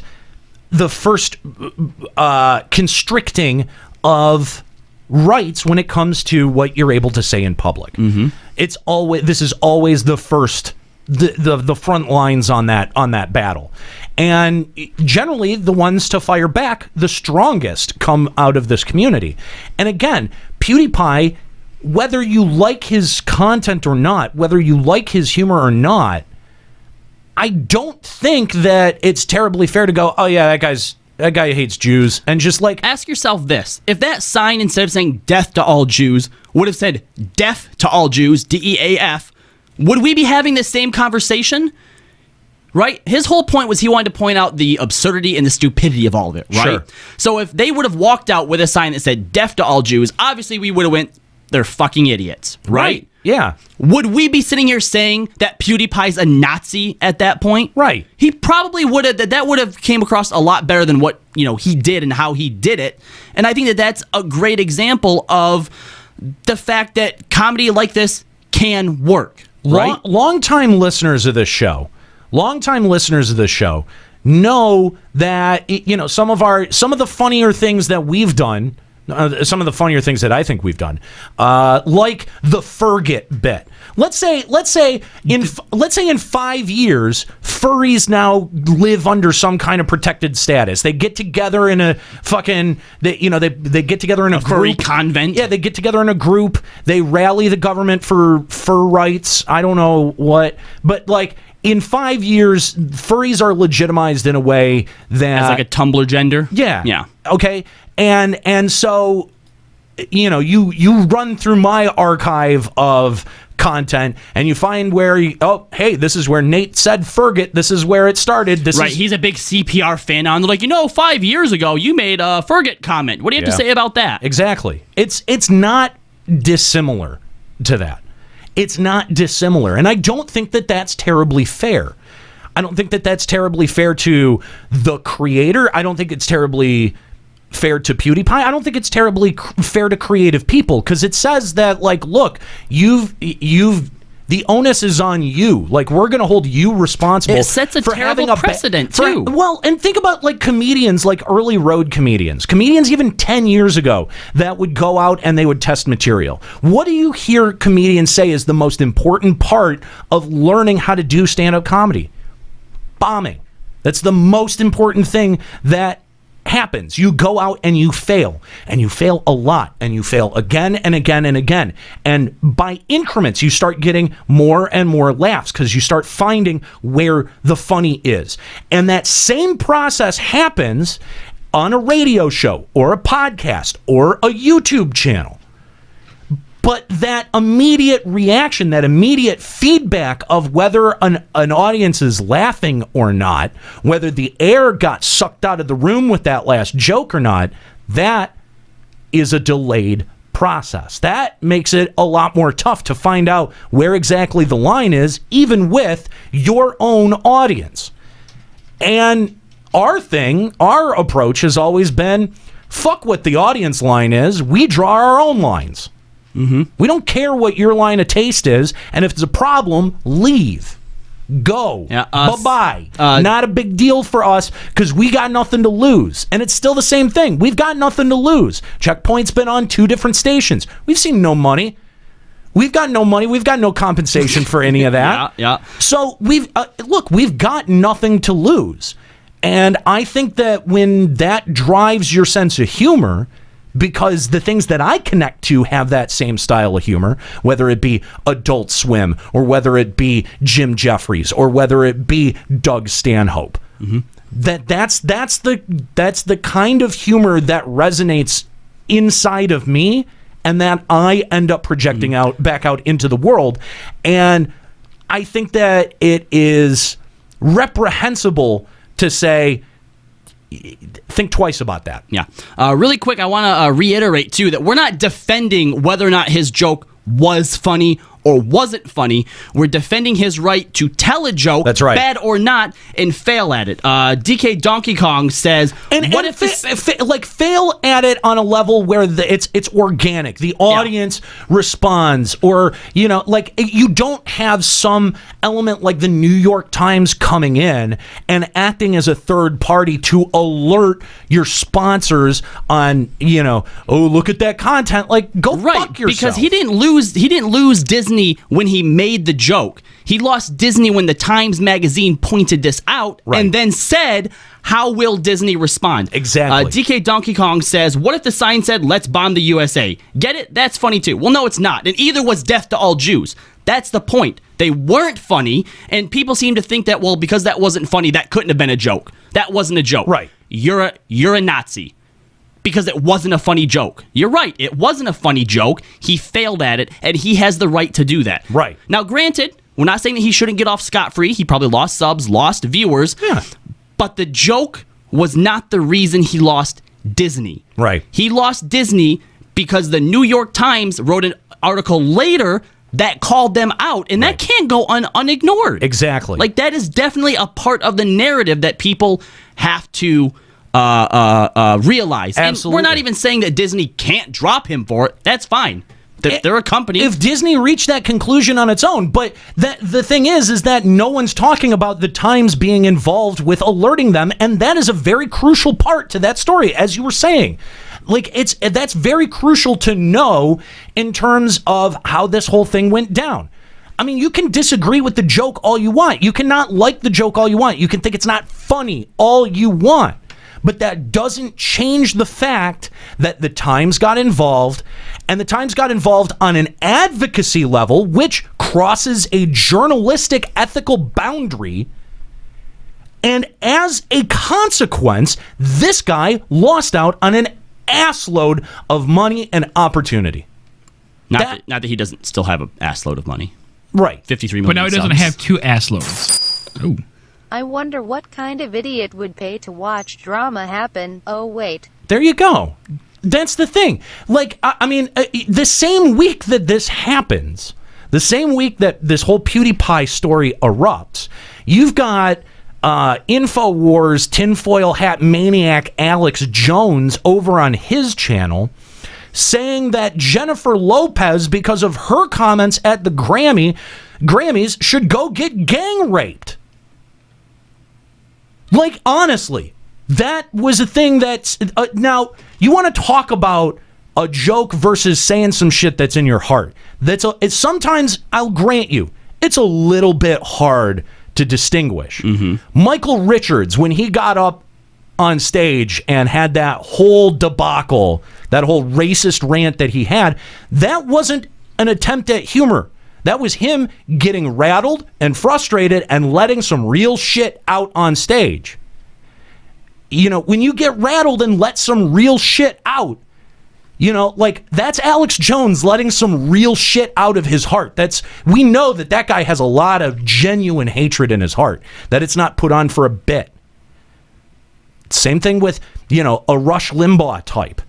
Some of it is a bit, some of it's done for attention, but at the end of the day, when you strip that out, and when he says what's actually in his heart, there's some nasty shit there. Some really genuinely uncomfortable shit there. And I don't know if PewDiePie is one of those, because I'm not exposed to him often enough to be able to give an opinion. I've been exposed to Alex Jones. I spent 2 years watching InfoWars and decided that he was a goddamn maniac.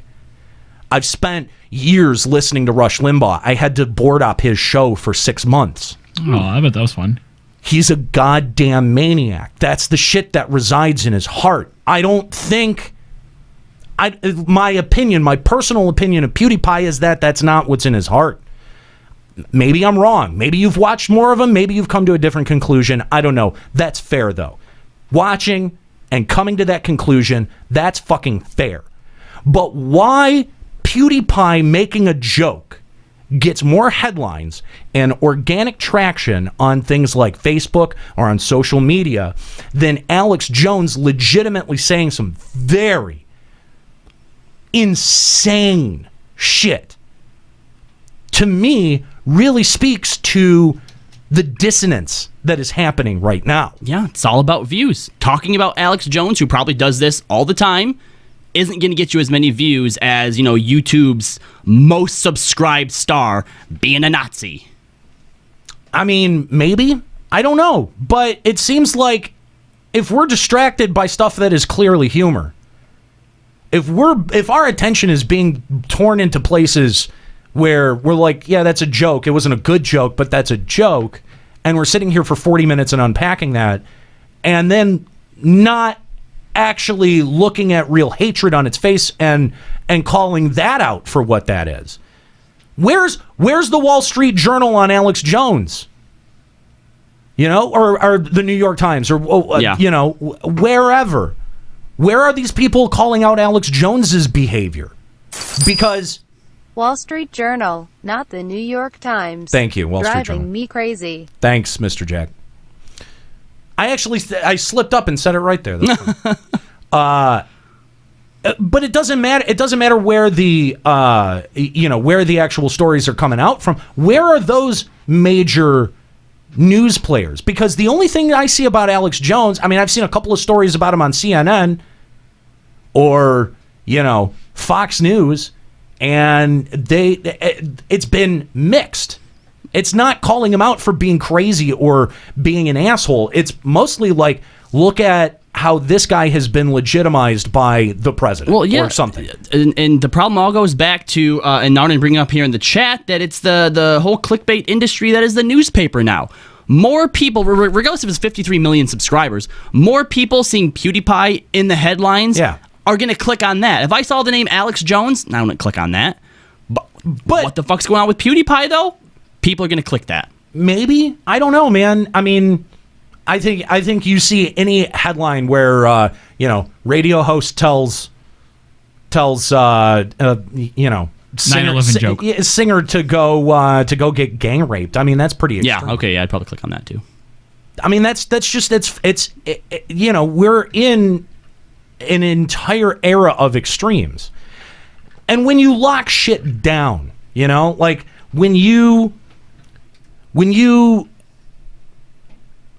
get more restrictive about language or the things that you can or can't say, I bristle at that big time. I have a big problem with that. Yeah. So can we talk about YouTube then? Because YouTube. Let's talk about YouTube. All right. Yeah. Because like you said earlier, there was a commenter who said YouTube should have just straight up banned him. All right. Now, first thing, you know what? Yes, YouTube is a company, so they can do whatever they want to. Like at the end of the day, they can literally do anything that they want to. And you're signing up for their rules. Like when you sign up to make a channel, you're signing up to play 100% by their rules. You can appeal decisions if they make a process for that. But at the end of the day, it's their platform. They decide what goes on and what doesn't. But it's also considered to be a public platform, right?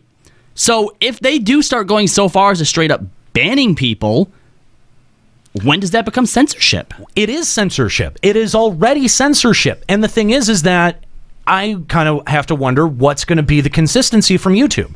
Okay, if they banned PewDiePie for a joke like this, then that's a clear message. Okay, well, any Nazi support, white supremacists, they're going to be kicked off of this platform. But that's clearly not true. Because we know that YouTube as a platform is used for all kinds of stuff. I'm pretty sure that I've watched, Mexican drug lords castrate people on YouTube. I mean, there are limits, and this was the old days of YouTube, but I mean, if you're going to end up enforcing that shit, then there is going to be some real problematic free speech portions of that. Like Vice. Vice goes to some very divisive places in the world. So if you're telling me that, if one sign with a joke like that is enough to get you hucked off of the platform, then what about people who want to discuss anti-Semitism in a real meaningful way? Do they not get to use YouTube as a platform? Do they have to go somewhere else? Do they have to look at Vimeo? Like, what are you saying by taking action here? And I think that this also brings up, like we were talking about earlier, the problematic nature of using YouTube as your sole platform to distribute your content. Because again, you're signing up for their rules. And while PewDiePie was playing their rules and was, getting them a ton of views and bringing in a whole lot of traffic and ostensibly doing what YouTube said, then he wasn't being punished. But suddenly he tiptoes over an invisible line, some kind of, it's not clearly stated what he did was wrong or what rule it violated. So where is the consistency in enforcing those kinds of policies? What was the actual infraction in their eyes? Right. And the thing is that, again, because it's YouTube's platform, they don't have to give you one. No. They don't have to. They're not bound to give you one. They're not obligated by law to give you one. They can just huck you off of their platform for any reason that they deem acceptable.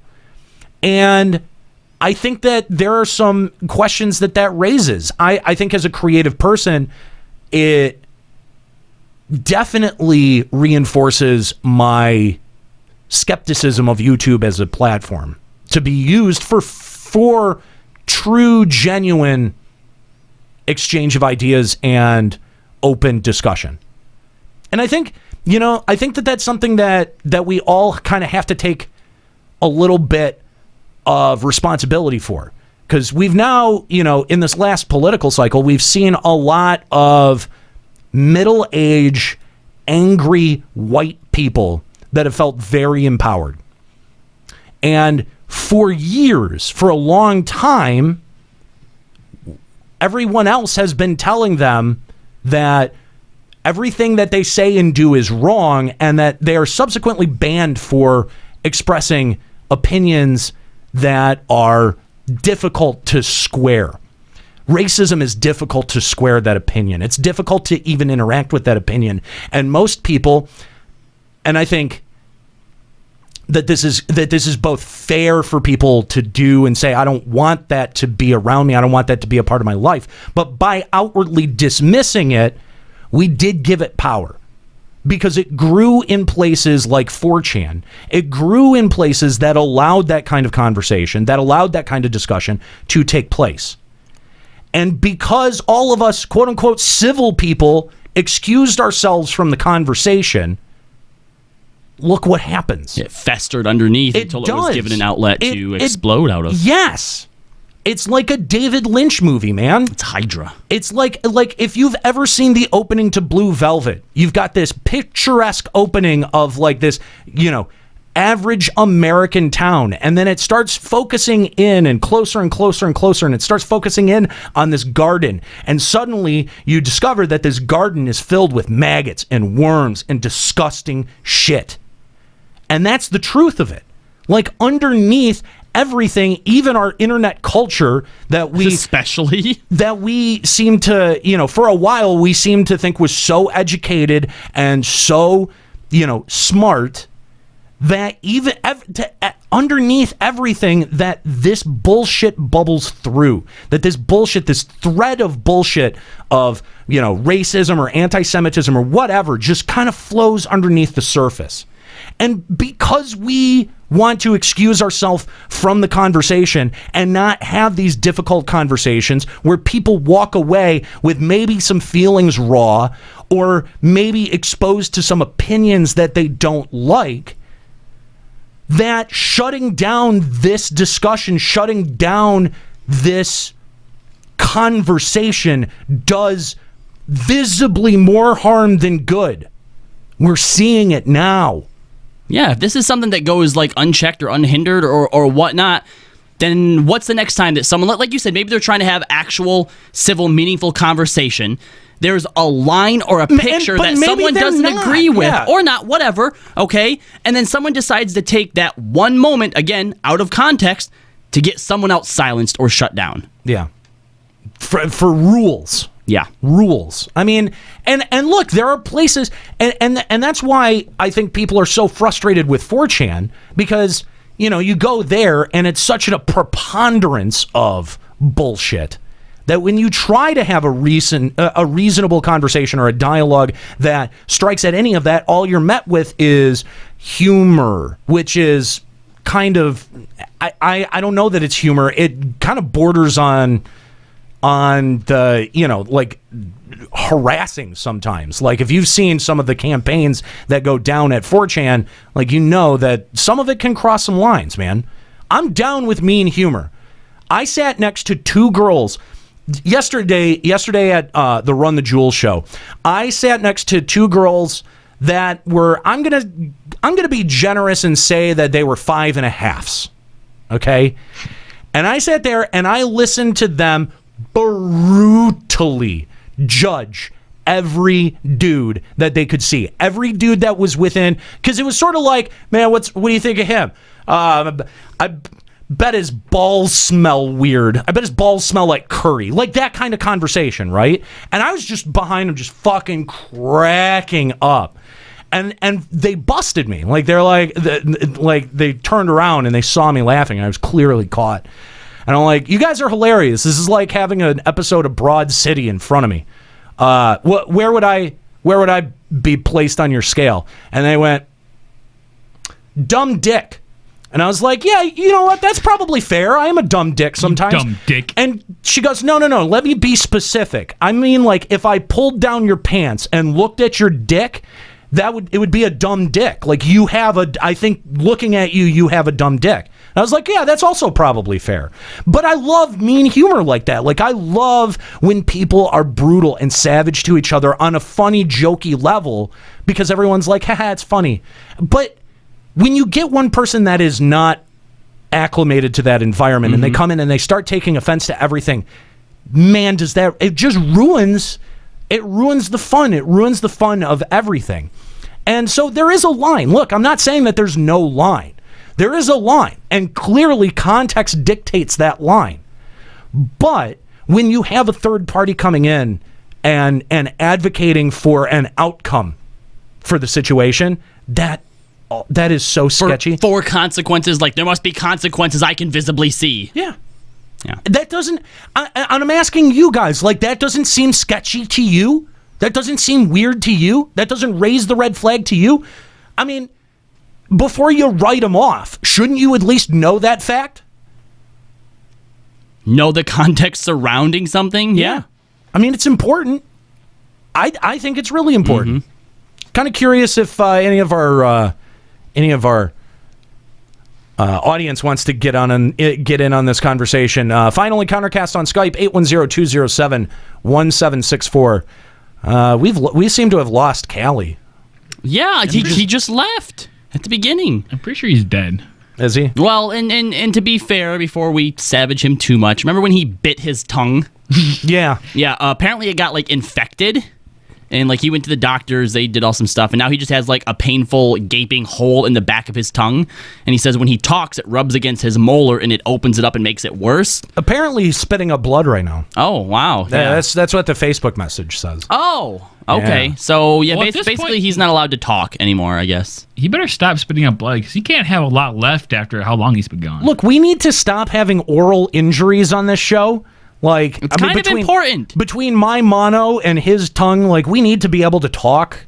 You guys know that we just launched a radio show, right? Yeah, I guess me and Norris would have to carry you guys. Jesus. Yeah. I talk good. I didn't want people to think that he excused himself because he felt uncomfortable by the conversation. Oh, no. I'm sure he has lots of opinions on the matter. I'm sure he does. So we make fun of him a lot. I bet he's a Nazi. I bet he hates Jews, yeah. Same. He's not here to defend himself, so I can say anything I want about him. It's canon. It's canon now. He's got that German voice. It makes you wonder. Does. It makes you wonder. Germany. This is what you get for stepping off the show, Escalia. Germany. And believe me, I know all about swallowing. See, there you go. Yet he's spitting up all this blood. That's an he doesn't swallow blood. Interesting, ironic fact that you have uncovered there. Yeah. All right. Do we have any emails? We don't have any emails. We don't have any emails? Well, if you'd like to send us email, finalencountercast@gmail.com. Love to hear from you. If you've got an opinion on the PewDiePie situation. We don't have any callers. I was surprised. I was surprised. I thought we would get callers around this segment. We got a lot of people talking about this in the chat. Oh yeah. But no one wants to face the tiger in the ring. The tiger. Well, no, I mean, I understand why people are uncomfortable with this. It's a difficult thing, and it's a nuanced point of view to go like, look, the joke may be bad, but I stand by his right to say it. Yeah, that gray area, it's very uncomfortable for people. It is. People, they don't really know. Yeah, he said death to all Jews. He must be bad. Yeah, exactly. Like, but it's not that black and white. Like, I hope if anything that I've not necessarily changed your mind about this story, but I've made you a little bit more skeptical of what the situation is, because it is at the very least dodgy. I mean, it is, to have some kind of activist journalist coming in there and advocating for an outcome makes me really uncomfortable. And it always has made me really uncomfortable. Like when I end up, if I end up, seeing that kind of behavior, it has always made me really uncomfortable. And it's always felt like it crossed a line. Mm-hmm. And I think that this is a great example of why it's not always as cut and dry as people would like it to be. And so, yeah, it's definitely a difficult conversation.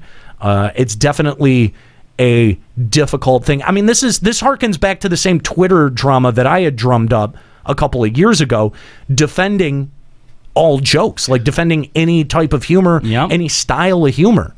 So, I've long been outspoken on the fact that you can joke about anything.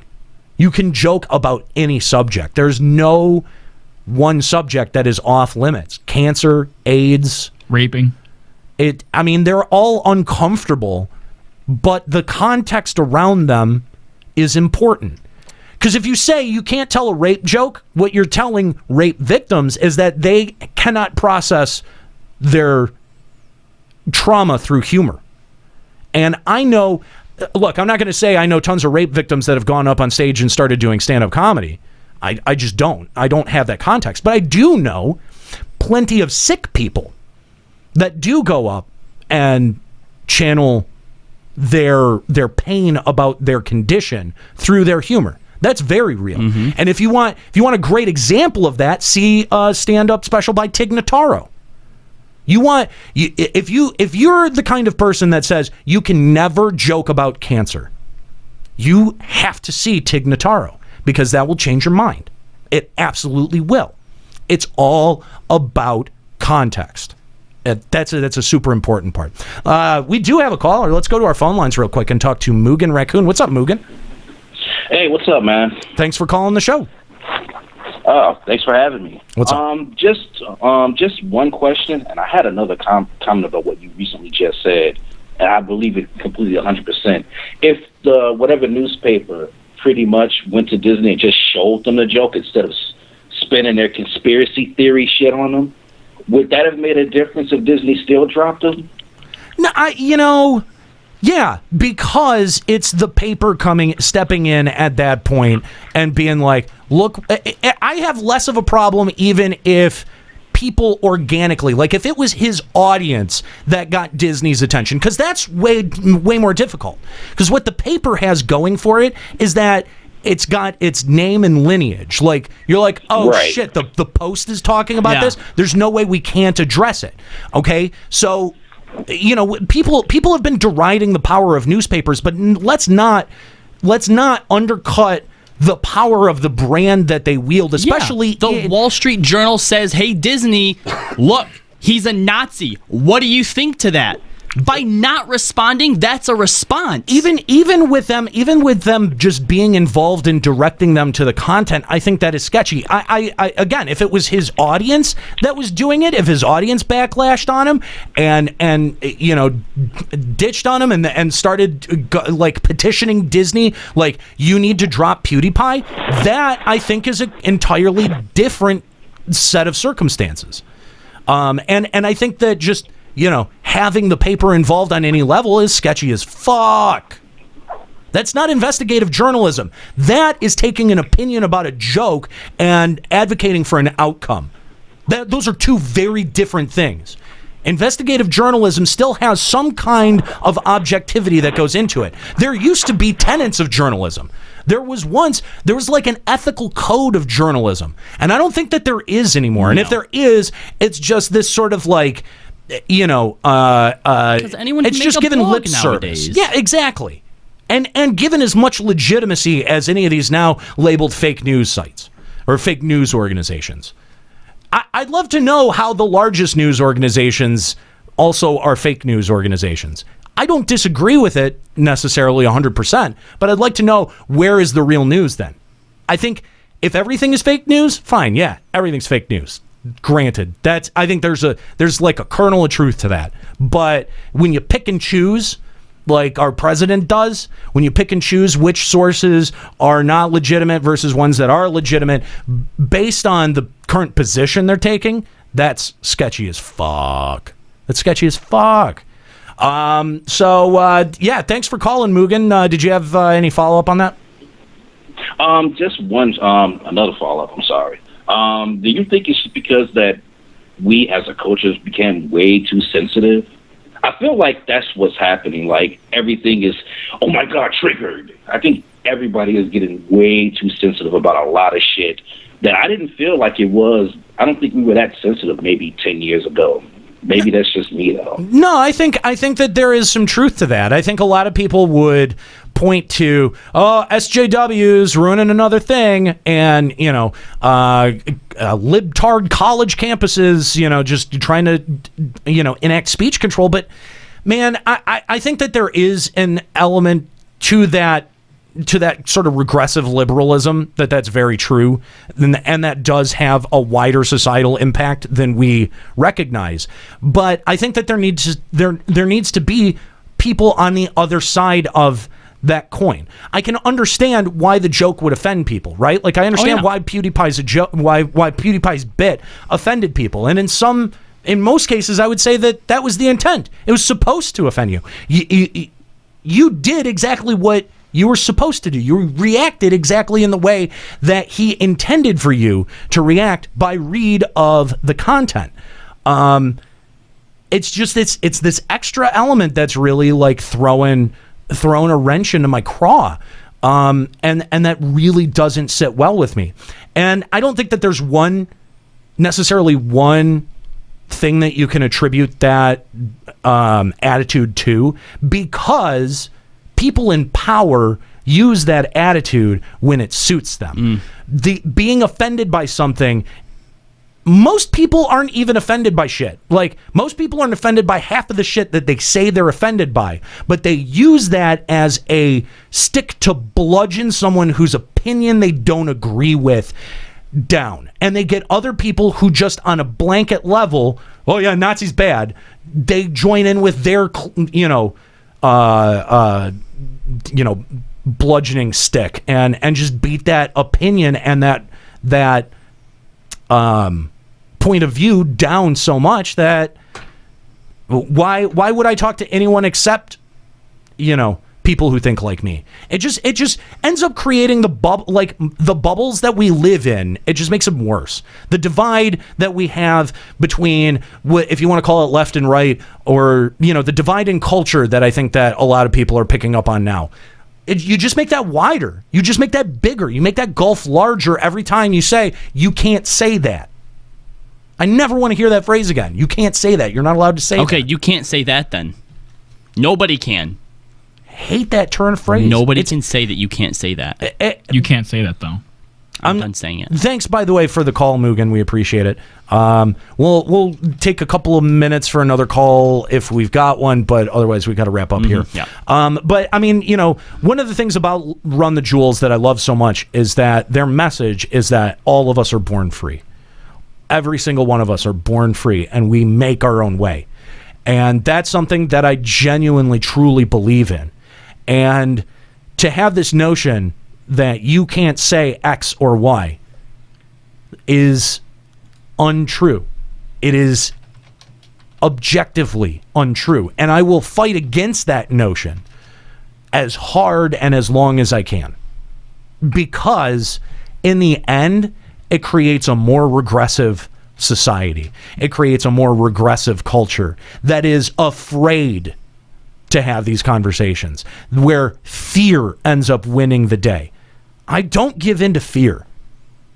I'm an anxious person by nature. People who know me privately know that. And I don't like giving in to fear. Fear plays a big part in my personal life, but when it wins, I lose all the time. And I think that that's true on a wider social level as well. And I just, straight up, I don't want someone coming at me going, hey, you can't say that shit. Fuck you. Fuck you if you think that I can't say that shit or that I won't say that shit. Just to see how you react to it. Because it's fun for me.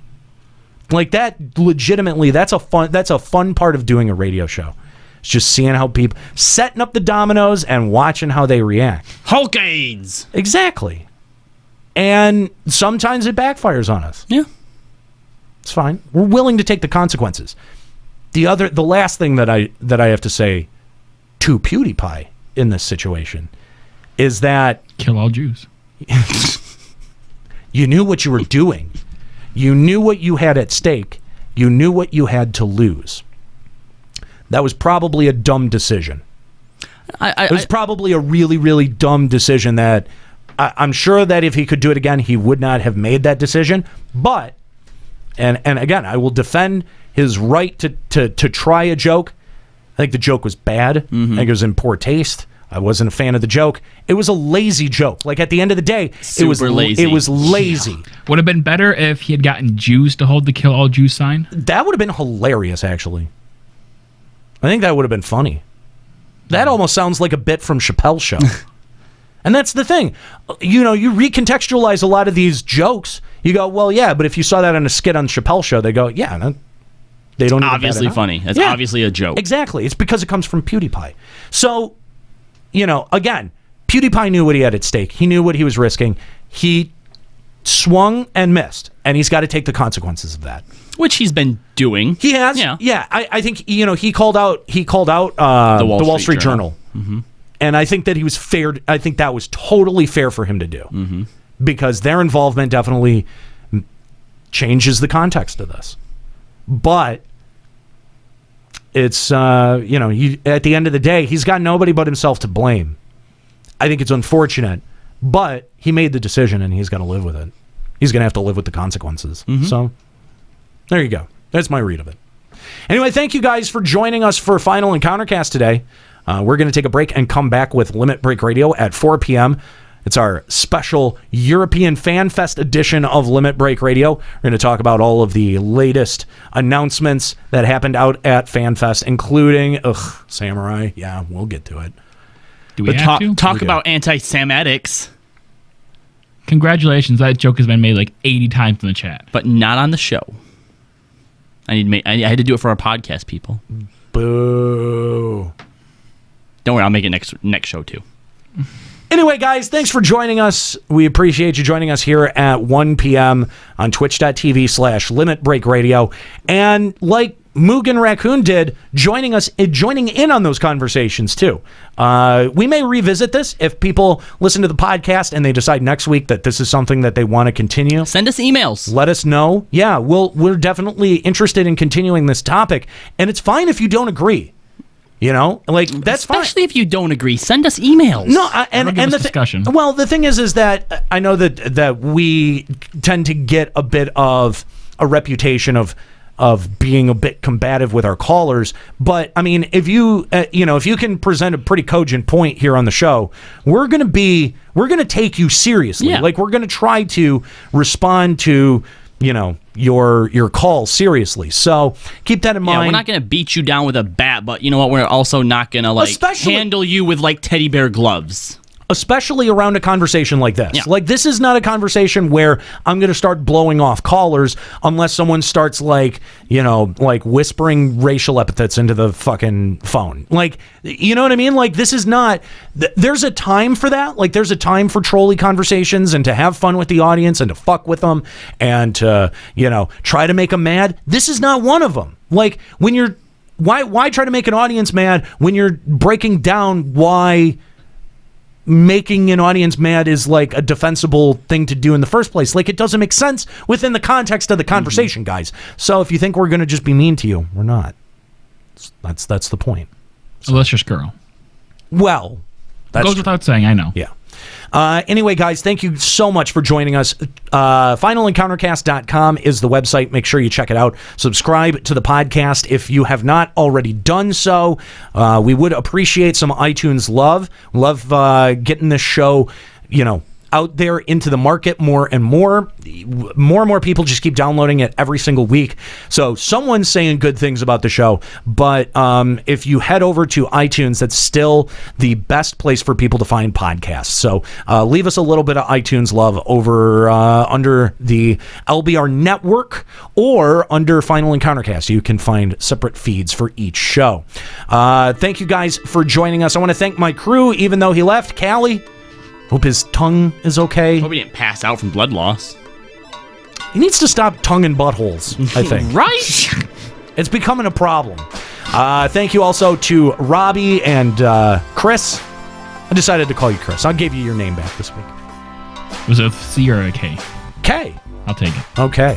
And I also want to thank Kooky Persona, who has been really, really helpful. We've promoted her to executive producer of all 3 of our shows. So huge shout out to Kooky. She does a great job getting all of this stuff prepped and ready for us each and every single week. I'm pretty sure that makes her more important than any of the hosts. That is very true. So thank you to our executive producer, Kooky Persona, for keeping us on track. My name's Nate. Have a good one.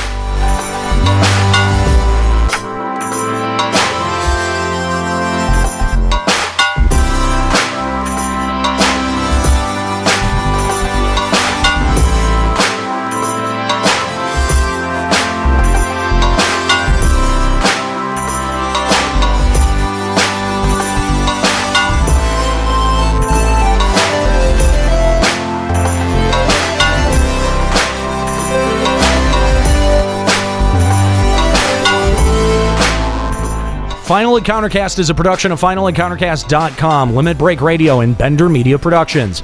Today's episode was produced by Nate Bender, Callie Sloan, and Kooky Persona. This show is made possible by the generous Patreon donors of the podcast Limit Break Radio. Opening music provided by Keyboard Kid. More info and music can be found at keyboardkid206.bandcamp.com. Closing music provided by Sobsy. For more info, visit sobsy.bandcamp.com. For links to articles mentioned on this show, check out our live blog at FinalEncountercast.com. Final Encountercast and its hosts are solely responsible for its content.